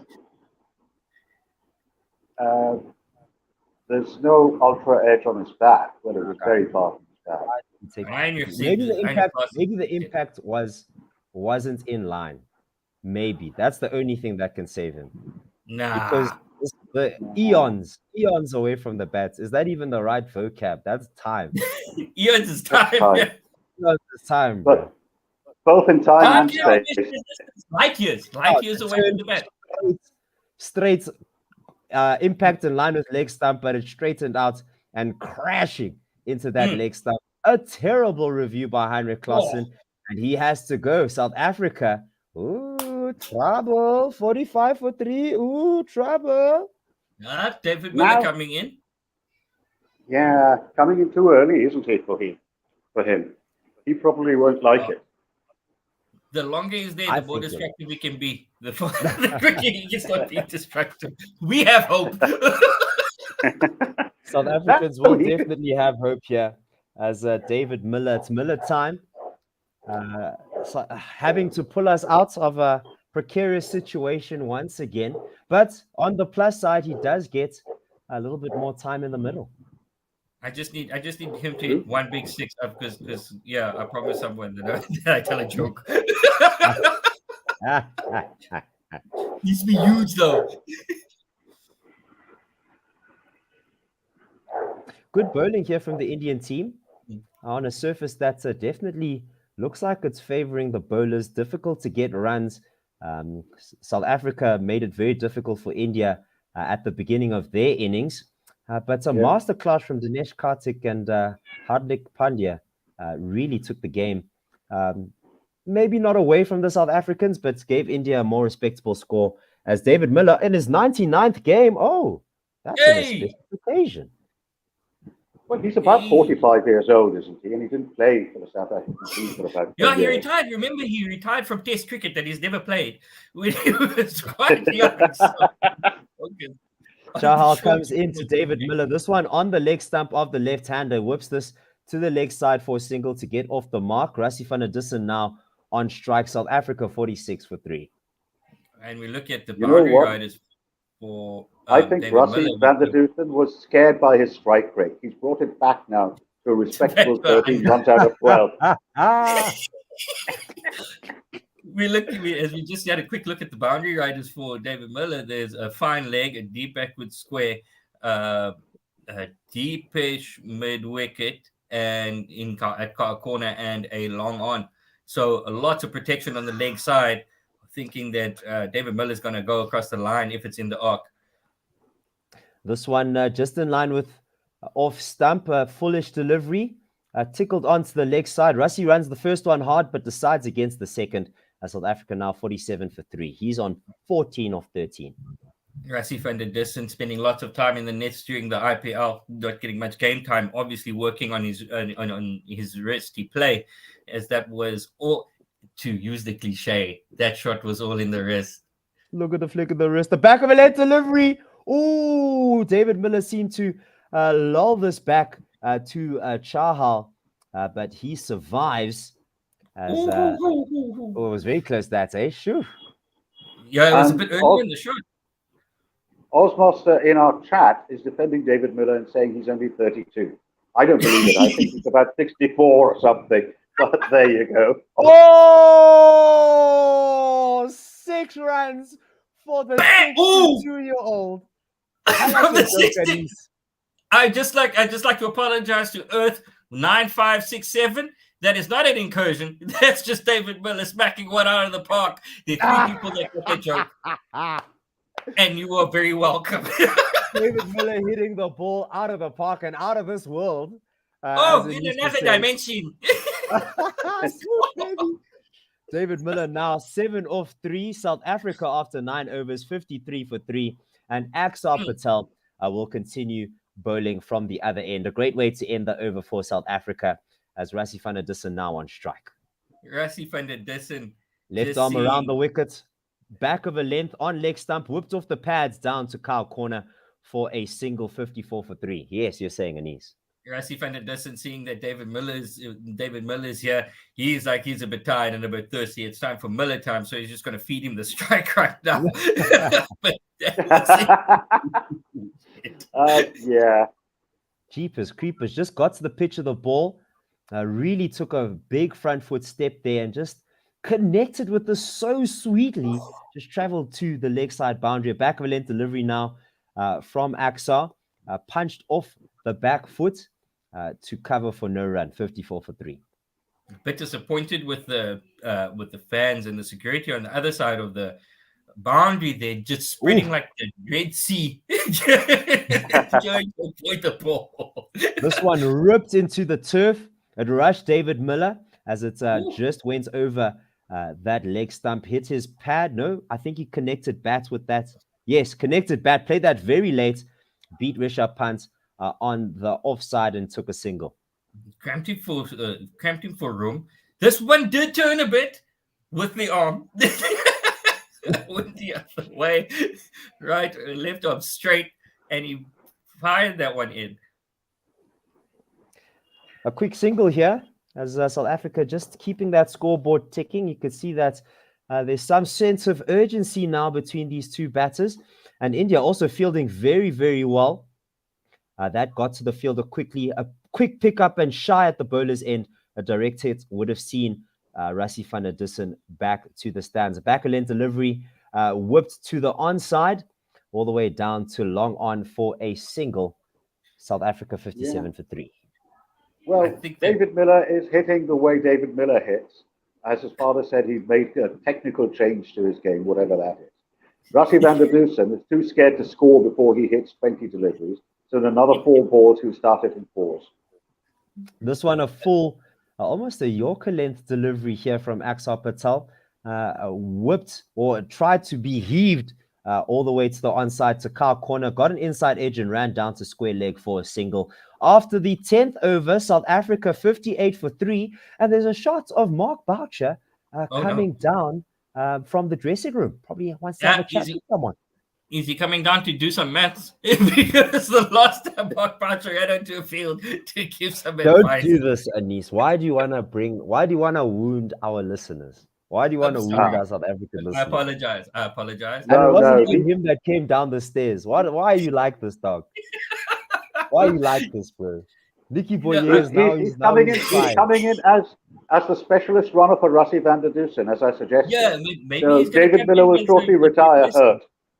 Maybe he's going to come in as a replacement for Timba Bavuma. I'll do it myself. I'll show you how to sweep. Right. This is the end of 10 overs. So I'm going to leave you guys. I've irritated Seppo enough. One last word from me. WWE, Seppo, we need to hear you talking about it. And enjoy the next 10 overs. I think Otto's going to join you, and I hope he is. Okay. Take care. Awesome. Cheers, Bye now, Thanks, guys. Ravi. Cheers, Ravi. Bye. Bye. Okay, now that he's gone. I was literally thinking the same thing. Okay, but what is serious? Yeah, we can't tell jokes anymore. No, I'm joking. Otto's here, South Africa 58 for 3. Still quite a long way to go here for the South Africans. 102 runs required, if I'm not mistaken. 112 runs required. Quick math isn't always accurate math. And it's doable. South Africa from this position had done it before, but it feels like it's a different pitch, doesn't it, Otto? Yeah, pretty much the same situation that India were in. The worms are overlapping. So yeah, from here we need a Kartik Pandya type of partnership, and hopefully Miller and Van der Dussen can carry this home for South Africa. Yeah, I think what we need, well, what needs to happen is. My only worry is that we don't have these guys on. How can I say? We don't have wickets in hand. Enough wickets in hand. That's my only worry at the moment. Yeah, there's effectively 4 down for South Africa, and the batters to come. Very long tail for South Africa. With both the spinners. It's Maharaj. It's going to be Janssen that has to do something with the bat if one of these two go out. So India just need 2 wickets here, and the game is theirs. Yeah. And these would be two big wickets as Harshal Patel comes right arm over to the right-handed Van der Dussen. A back of a length delivery, sliced past the man at backward points and goes down to third man for a single. They looked for a second. They shouldn't have, and decided against it wisely. 59 for 3. I think Rassie van der Dussen had heard us in his ear. Also, that's what Bob Boucher came down to tell him. Is that they're saying on Guerrilla Cricket, brought to you by One World Sport Radio, that your strike rate's too low, you're not running enough. Now Rassie van der Dussen is trying to up his strike rate. Had it at 200 at a stage, but he's chilling around just over 100 at the moment. Harshal Patel right arm over. Oh, and David Miller stumps go toppling as this one just stayed low, tried to play across the line and missed it. Oh, Ball ends up. Oh, that was nasty. Oh, that was a ball. Oh no, David Miller. Yeah, right arm over the wicket, pitching on off, hitting off. What a ball by Patel there. Just caught the seam, sliced back in between the gate, in between bat and pad, hitting middle and off. That is the end of David Miller. So that's a fast bowler loves to see that. A stump dislodge goes flying while the other two are still in the ground, and the Zinger bail didn't move, didn't even light up. So he one bail, one stump left. That's a great visual for a fast bowler. Harshal Patel's going to be G'd up. We didn't speak about it. His first over only went for 3 runs. So Harshal Patel 1 for 3. David Miller. Ooh. Yep. Bowled by Harshal Patel for 9 off 7, no fours, 1-6, strike rate 128.57. South Africa now 59 for 4. This is a deep hole that South Africa have dug themselves into. And I say they dug themselves into this because it was, they should have had some cues the way that the Indians started. And just a few excellent delivery that by Harshal Patel, you have to say. Marco Jansen now has to back up Van der Dussen. So this is not ideal. And this is his first T20 International. Yep, Marco Jansen, 6'9", size 13, 5E boot, covers the ground he walks on. Oh. He's up facing, and a brilliant delivery from Harshal Patel. Jansen blocks this one. It takes an inside edge. They thought about the single, decided against it. 59 for 4 in South Africa, in a lot of trouble. And just looking at the wickets that have fallen, Quinton de Kock's run out for Harshal Patel, you'd feel was an unnecessary wicket that was lost there. Dwayne Pretorius, who was supposed to be the pinch hitter, misfiring, literally getting no runs off 6 balls.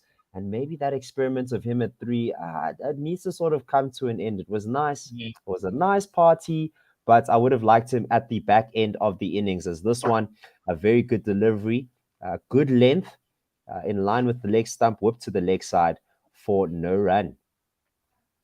I think, if the pinch hitter comes off, it's amazing. But if you're playing percentage cricket, the pinch hitter is not going to come off. More often than not, the pinch hitter doesn't work. So I think the Proteas need to start playing percentage cricket now, going forward. If this is going to go to a decider on Sunday. Ooh, a full toss that Marco Jansen blocks. Literally blocks this to the leg side. And you can see that the South Africans looking a little bit shaken after that. Or was that Rassie van der Dussen? No, it was Marco Jansen. And that's just the sign of batters that aren't really feeling confident. Maybe Jansen coming in a lot earlier than he expected, and he's also here on debut. Yeah. Notice that full toss to Marco Jansen was just about hip high. Would have probably been about head high for Themba Bavuma. He was facing. Yep. Absolute pie, followed up by a beautiful delivery outside off stump Marco Jansen trying to drive it. This misses it. Oh. All ends up as South Africa after 11 overs, 59 for 4. The target of 170 looking even more unassailable. And that run rate creeping even further over 12. Did South Africa miss a trick by sending Marco Jansen up instead of Keshav Maharaj? No, I think with Jansen's performances in other formats, in other matches, he does know how to bat, but it's a lot to ask. So I'll agree with that. I think the guy on debut should probably, hold back and let Keshav, trying to get some momentum, trying to get South Africa back onto the front foot before sending in the debutant. So let's see how this worked out. Sorry, something we missed, that South Africa need 111 runs. So who's had their feet up? No one. That's why the wicket fell. just saying. It was what? And Detective Anis Mohammed gets to the bottom of yet another mystery that no one wants to solve. Damn you, Nelson. He's got one. Oh no, we might have another problem because after this ball, it's going to be 11 overs and 1 ball, another 111. But the other Nelson gets taken away as Rassie van der Dussen plays this back of a length delivery, just tickles it to the onside for a single. Axar Patel fetches that one, does a creative throw to the stumps, and has a little bit of a giggle with his team. Yeah. Just lobbing that one blind back to the stumps, underhanded. Not underhanded tactics, but underhanded. He tossed it underhanded to the stumps and missed everything, but they came through for a single. Left arm around the wicket, Marco Jansen, a front foot defensive shot finds the inside edge and literally hits his pad. Survives another day. What we call the Vatican slice. Is that what we call it? That's now? fine. That's fine. Yes. Yeah, but it hit his pad. Just didn't find the gap. Back of a length delivery now. Yeah, it wasn't on purpose. This time, outside the off stump, punched to the onside. Doesn't look like he's in a lot of control, playing this off the back foot. Marco Jansen just trying to get his eye in, but wasting. Boom! Comes down the track and literally sends this out the park. Marco Bang! Jansen. Oh no! Oh, up and away. It's oh, that is gone. That's gone. That's boldly gone. When no ball has gone before in a galaxy. I'm just rolling with these now. In a galaxy far, far away, Obi-Wan Kenobi's felt a disturbance in the Force. That one's gone. Oh, a beautiful. No, Marco Jansen stepping. But Axar Patel comes back, a back of a length delivery, just leans back and finds the gap at cow corner. 4 runs, back-to-back boundaries, and now Jansen 10 off 8. South Africa 70 off 4, and South Africans on the edge of their seats. Is there a twist in this tale? Oh, Marco Jansen showing that he's got something to say about this result. Oh, wow. One more delivery to face. It's a straight one. Oh, and beats the outside edge. A stumping from Axar Patel. No, not from Axar Patel, from the captain. Rishabh Pant behind the stumps, but Jansen was comfortably inside. And after 12 overs, South Africa 70 for 4. Jeepers creepers. Man, really to get off 8. To the cleaners. 100 to get off 8. It is still all there. If Marco Jansen can stick around, a couple more lusty blows, and Rassie van der Dussen doing what Rassie van der Dussen can do around the back end, it's still very, very possible that the Proteas can get there, but Team India will have something to say about that. Heinrich Klaassen in the stands looking a bit forlorn, thinking about that sweep shot he played that got his wicket. He should think about that. He should think about that for the next few weeks. Yes. He had a very good chance. Yeah. No, he had a very good chance to convert that 80 odd that he scored to really show what he can do. I wouldn't want to be Heinrich Klaassen at the moment, but we move on. Yusvrinda Chahal double international for India in chess and cricket. Oh, We'll No continue. way. Mhm. oh, That's wow. dope. The thinking man's bowler. Oh, this is going to be great. Mhm. Oh, now there are going to be so many references. I'm going to enjoy this now. Just Very Rook. interesting field set up on the offside. Has a cover and an extra cover, but Rassie van der Dussen goes behind square with the reverse sweep. It's lofted over the infield, bounces once before it gets to the man fielding in the deep there, Shreyas Iyer. And yes, survives another day. Changes the strike 71 now for 4 as Janssen now on strike. Rassie van der Dussen. I feel that the South African sweep when they can't read a spinner, so What? they yeah, it makes so What? much sense. No. That's the reason they sweep so much. Anissa, I'm literally on the opposite side of the spectrum. Like if South Africans that don't know how to play spin play it on the back foot, and they try to and they're scared of it, and the reverse sweep and getting down on the front foot like Marco Janssen did here, trying to reverse sweep as that goes down the offside, shows that they're actually trying to take on the bowler. Shows that they're not afraid of excessive bounce. They want to get the ball on the bounce. They're not trying to play it as late as possible because they're scared. This one very wide and even turns even wider away from Marco Janssen. So South Africa gets an extra run and an extra ball. Surely, if they're trying to, that was one. If you're playing a reverse sweep and you miss it outside your off stump, which is now your leg stump, surely that should be called. Right? This one stays very low, just passes Marco Janssen's bat and off stump. Very good bowling from Chahal. Sorry, Anis. Oh, yeah. Now, if you're playing a reverse sweep and you miss it, surely that should be a wide going down the leg side. Yes? It's only if you change your grip. Oh, So a we run saw out that. shout. A run out shot here by Chahal as this one was fully pitched, driven straight past the bowler, but the bowler got a hand on that and it hit the stumps. Action replay comes in now. Rassie. Rassie never left his crease. He was backing up, but he was always in his crease, so that didn't even go upstairs. Yeah, look, you play the reverse sweep if third man is inside the ring to try and get it past the third man. And it's a low risk shot in that situation because if you get a top edge, it might fly over, as we see this one. This one outside the off stump. Marco Janssen, a big waft at that one, and it just turns away from the bat. No run there.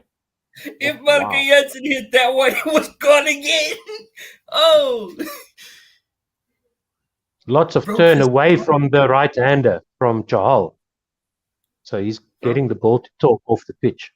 And he pitches this one in line with leg stump now, trying to turn it into a playing position for Marco Janssen. Whips this just past or behind square to the onside. Short, fine leg gets that, and that ends the over with the single. 73 for 4 now are South Africa, and they still have a mountain to climb here. Good. But yeah, 3 runs from it. Say again, Anis. Good over that. Only 3 runs from it. For India, I mean, not for South Africa. For India, you definitely need to specify. Use 5 steps to get across, get to the other side. Indeed.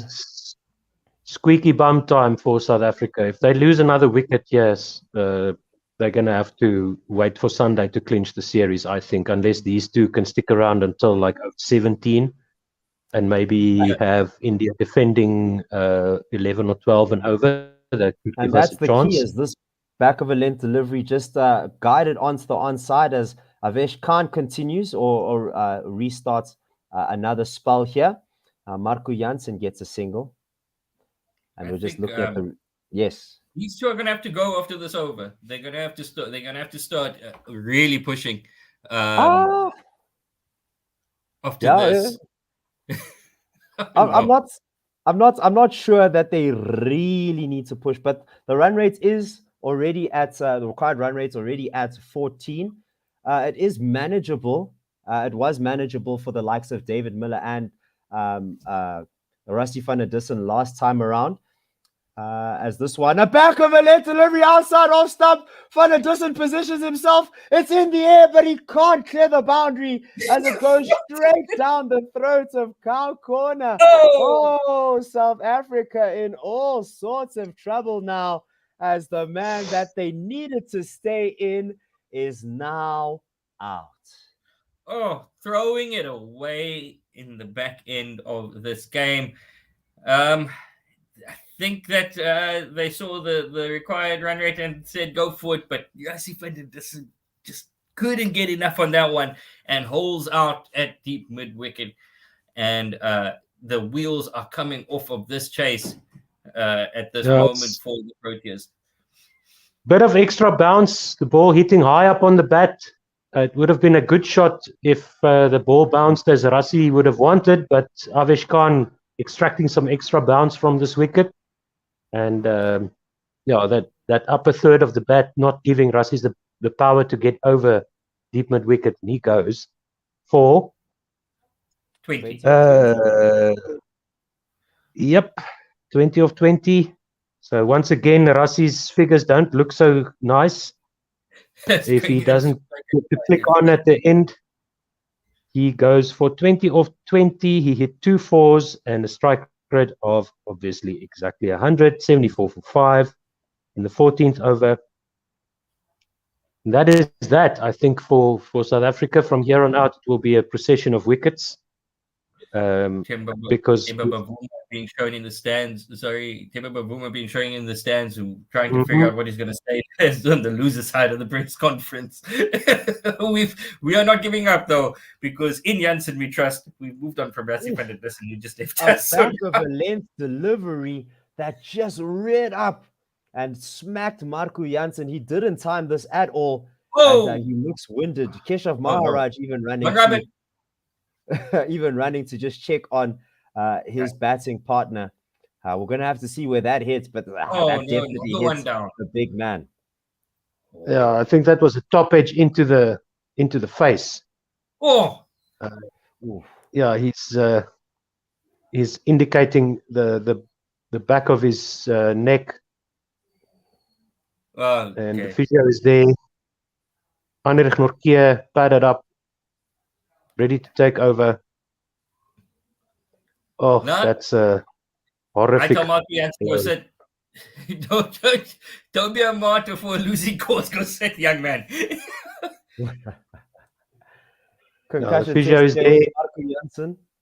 As Otto says, the physio is there, looking into Marco's deadpan face. You could be concerned, but that's just his normal face. Resting Marco face from now on.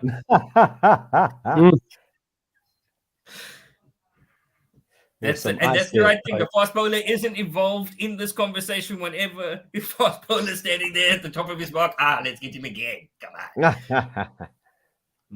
Marco Jansen getting a bit of ice to the back of his neck, also not showing much emotion. But then again, that's just, as Chepo said, that's just his face. And that's pretty much where Philip Hughes got hit, eh? Yeah, I was actually on the back of his neck. Yeah, but that was. I don't think he got a top. See the replay? Oh no! It just it clipped the went in between the bottom of the grill and his neck as he tried to hook this down to backward square leg, and the ball just hit him behind the ear, just creeping in between that space between the grill and the. Might have deflected off the grill onto his neck, but it definitely hit him on the neck. That's actually or very at least the grill. Yeah, that's exactly what happened to Philip Hughes. Yep. And he doesn't have protection there, Marco Jansen. Probably not expecting us to bounce that high. No. We have some comments here on YouTube. Ravi Naya saying this is a typical Rassie van der Dussen innings, 20 off 19, even though it was 20. So even more typical for you. I hope you're happy. Ray PBN9 says, Otto, flame. And he also sends me a shout out. And he also shouts you out, Anis. He just doesn't know you yet. Oh, thank you. Thanks. So Abish Khan. Oh, I Uh, hope that Marco caught a Jansen's little bit of the helmet, but oh no, it looked like it just struck him on the side of the neck, on the back of the neck, and he's immediately almost he collapsing in. But he's back, Oh. he's ready. And this one a short leg delivery sent to the onside, trying to bisect the two fielders, but right down the throat of the man at deep cow corner. Oh. That's 2 wickets in this over for Avesh Khan, and Marco Jansen has to go after scoring 12 of 17. Two wickets directly to the same spot. Playing across the line down to cow corner. Straight down the man's throat again. Well, not straight down the man's throat. He had to cover a bit of ground. But I would have preferred Marco Jansen not to face another ball, go off rather, and get properly checked out. I hope you're happy. Yeah, but he went down fighting. So yeah, down the man's throat. Very good catch in the end. And Marco Jansen has to go. South Africa at 74 for 6. And Otto predicted a procession of wickets, and that is exactly what we're seeing. Yeah, so Jansen caught Gaikwad, bowled Avesh Khan for 12 of 17 balls, 1-4-1-6, strike rate of 70.58 in his first T20 International. And it will now be Keshav Maharaj, along with Heinrich Nortje, trying to at least bat out the overs. I think that should be the goal. The required rate now over 15. So giving these players some time in the middle. Look, I would have liked the whole idea of batting out the overs a whole lot earlier. I think Rassie van der Dussen tried to take the attack to the bowlers too early, maybe wait for over number 15. But as you guys mentioned, that run rate required already not well over 14. It was 14 when he struck that. Avesh Khan, a back of length delivery over Keshav Maharaj, over Rishabh Pant, and it goes all the way to the boundary for 4. Sure, guys, there's a lot of bounce on this pitch. Sheesh. And that's we'll take again, it's interesting that the Indian batters managed to handle the bounce better, or that the South Africans just weren't exploiting the bounce as well. In the back end of the innings, up front, first up, South Africa were fantastic. It's just got away from them towards the end of that innings. But the Indian bowlers are all over South Africa like a bad rash. Yeah, and you'd feel that maybe the bowlers, as Avesh Khan pitches this one in full, punch down the ground and straight to mid-on. An easy catch. Keshav Maharaj had zero control. And that is the 3rd wicket for Avesh Khan in this over. Figures of 4 for 12 in 3 overs. Maharaj goes for a 2-ball duck. And I think the bowlers, the bowlers definitely.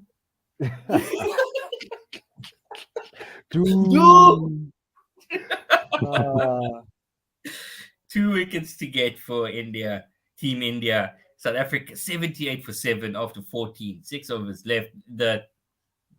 No. It's just no.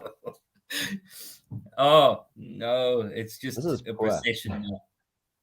Yeah, this is very poor. But what else could Keshav do? The run rate, the asking rate was just way too high. There's literally no point in just hanging around. No wickets to be saved at the end, as Nortje and Ngidi, hardly South Africa's bat-wielding pair, are now in the middle. They have a lot to do, and they're probably not going to do it. So a very successful outing here for India. Quite the comeback by this team that many people didn't respect from those first 2 games. And South Africa have a lot of things to talk about when they go back to the drawing board. Yeah. I think the turning point, again, much like that game in Sri Lanka, the turning point of this game was Themba Bavuma going off injured. I think and Quinton de Kock's run out. Yeah, which was right at the beginning of this chase. It just changed everything. Also, I'm very much with Shepo saying that this Dwayne Pretoria is coming in at 3 experiment. Can't go on for that final game. let's just go back to the things as Chahal comes in. A flight to delivery outside off stump. Booming drive here, but it goes straight to the man on sweeping on the cover boundary. That's just a single. Nokia gets off the mark with a beautiful drive, but it's just a single. Heinrich Nokia showing the top order batters how to play a spinner, driven well through the offside, getting the single. Lungingidi is on strike, and it's going to be Chahal to come in. But just replays of Keshav Maharaj just having a swipe straight to the man and gone. The Indian fans celebrating. Oh, good. A full straight delivery from Chahal, blocked out by Lungi Ngidi for no run. Look at that forward defense. Again, and this one not blocked but driven. Chahal gets a hand to it as it goes down to the man at long on for a single. 80 for 7 now are South African. I think, gents, the turning point for me was Dinesh Karthik and Hardik Pandya's partnership towards the back end, really putting the South African bowlers under the pump. They were missing their lines. They weren't executing the bounces as well as they would have wished. And also, Keshav Maharaj in over number 17, big question mark there. This one on the legs of Heinrich Nokia, literally just laps this for nothing in front of square.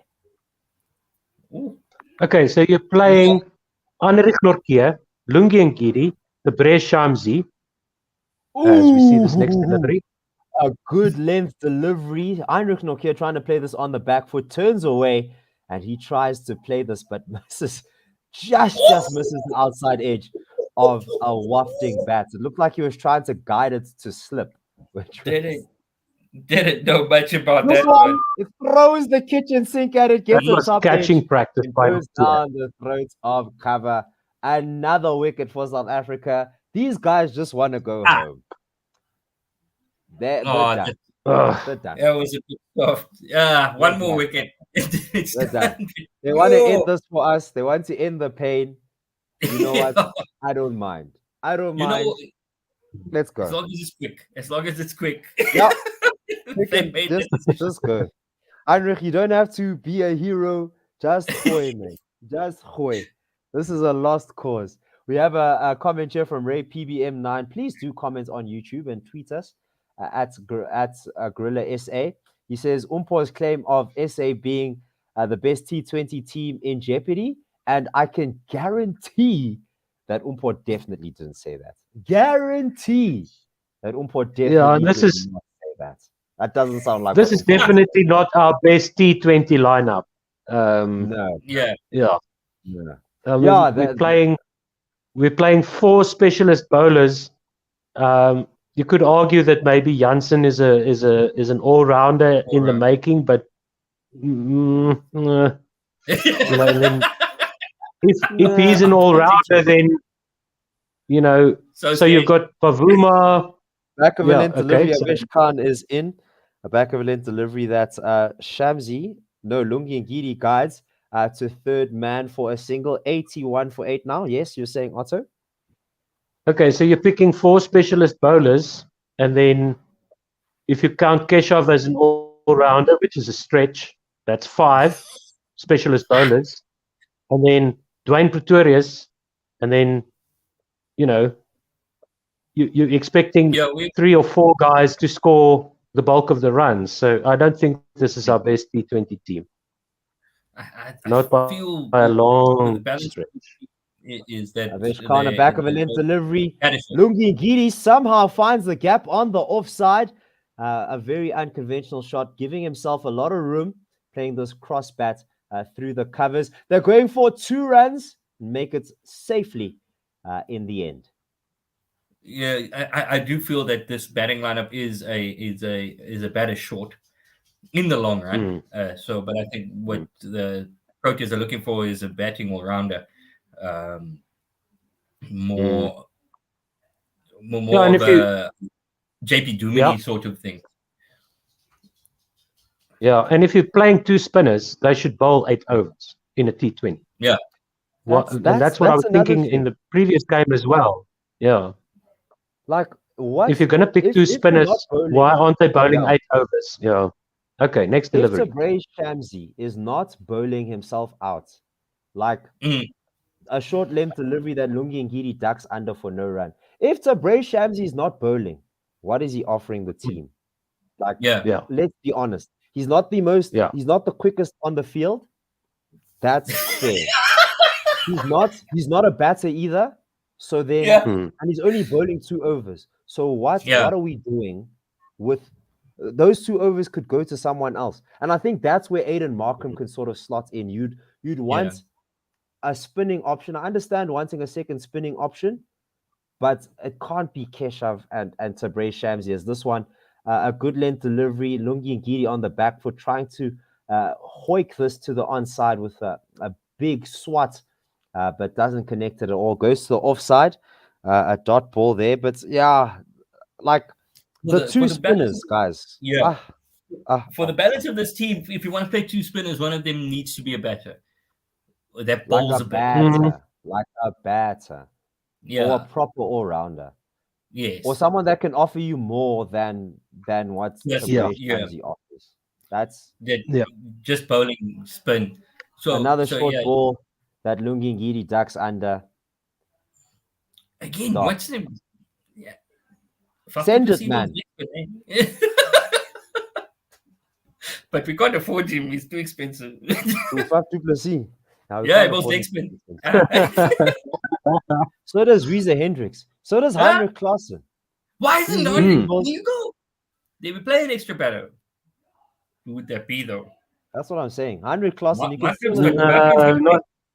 No, maybe in a dead rubber you can have Heinrich Klaassen bowling and Ngidi facing. Back of a length delivery, and it was a back foot block that smacked the middle of the bat. It looked like it could have gone to the boundary had there not been a sweeper. Lungi Ngidi gets 2 more runs to end the over. Avesh Khan, a fantastic spell here. In his 4 overs, he only conceded 18 runs, got 4 wickets at an economy of 5.3. That's very well bowled. Oh, Timber Bavuma bowls a bit of medium pace. The captain, put yourself on. Bowl yourself, my boy. Well, his elbow got destroyed today, so we'll see about that. But IPMB is saying having Nortje Rabada, Parnell, Shamsi is ridiculous. Batting depth is mediocre. And then he says, what's SA's best 11 or 2? I'm not the one to ask that question. I'm definitely just an enthusiast, not a student of the game, as some of my esteemed colleagues are, as we see this one.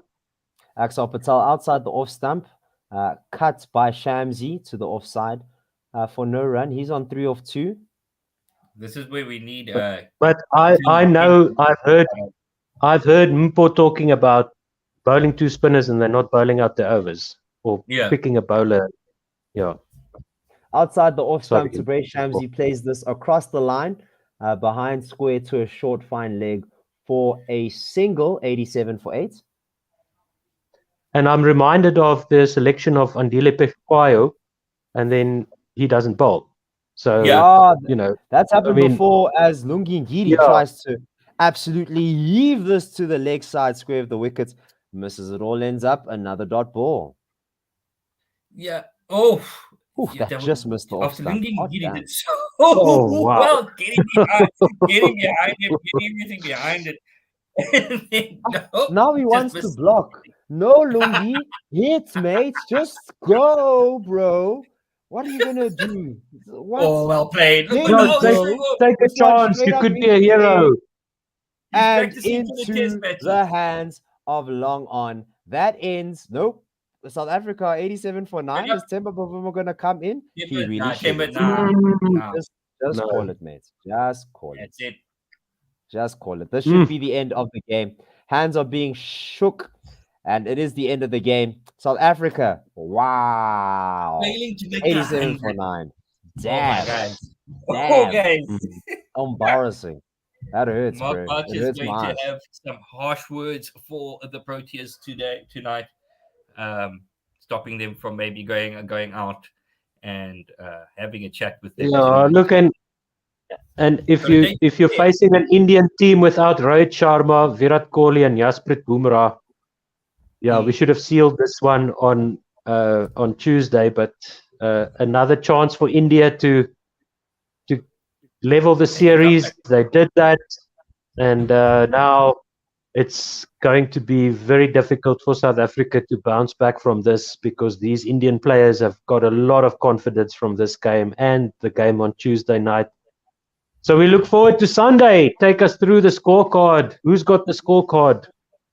If you're a South African fan, cover your ears. Yeah, We'll start with Quinton de Kock, who was run out by Harshal Patel. He got 14 runs off 13 balls, a very awkward run out. Dwayne Pretorius on the other end. The first one to go is actually Themba Bavuma. He retired hurt after taking a run that, he made it for, but hey, his elbow is what it cost him. Dwayne Pretorius went to the hut without even scoring. A big thanks for coming, and took a whole over for his zero. He was caught at inside edge off Avesh Khan's bowling. A good catch by Rishabh Pant behind the stumps. The next one to fall was Heinrich Klaassen. He was caught LBW trying to sweep Yuzvendra Chahal, who was turning the ball quite nicely, a ball that straightened up. He only scored 8 off 8. Very, very disappointing. Would have wanted that 81 to come back. David Miller fell shortly after that. Hit one big 6, but it was 6 and then nix. As Harshal Patel absolutely decimated his off stump. It was doing cartwheels like it was a gymnast. It even did that there where they go. So, yes, David Miller, 9 off 7. The next one to fall was Rassie van der Dussen. He was looking like maybe he could have taken it deep. But then when the score or the asking rate got to 14, he tried to put pedal to the metal. Avesh Khan with a ball that just was a little bit too pacey, rushed him, got a top edge, and got caught by Gaikwad at long on. Similar dismissal for Marco Jansen with Avesh Khan and Gaikwad teaming up once again to dismiss the left arm long giraffe man for 12 off 17. Keshav Maharaj went without scoring. He only faced 2 balls. Avesh Khan also struck there. Shreyas Iyer. And then it was Heinrich Nokia, 104. He was caught by Ishan Kishan off the bowling of Chahal. Lungi Ngidi was the last one to fall, trying to throw everything he could at this at a losing cause, as Axar Patel got himself a wicket and Gaikwad took the catch. Tabraiz Shamsi not out on 4. I guess he has a not out. That's quite nice. But going to the bowling figures, that's Bhuvneshwar Kumar in his 2 overs, conceded 8 runs, no wickets. Pandya in his 1 over conceded 12. Sheesh, no wickets. But Avesh Khan, look at that. 4 overs, 18 runs, 4 wickets at an economy of 4.5. He was proving very difficult for the South Africans to face, and his pace and control and placement really took him over the line. Harshal Patel also struck nicely with his 1 wicket off his 2 overs, only 3 runs conceded, and a run out of Quinton de Kock, let's not forget. Chahal also had very, very good bowling, 2 for 21 of his 4 overs. And finally, Axar Patel, he got 1 for 19 in his 3 overs. And that is the end of the 4th game. India win this game, and they win by 82 runs. A very convincing victory. That means it goes down to the wire. Game 5 on Sunday.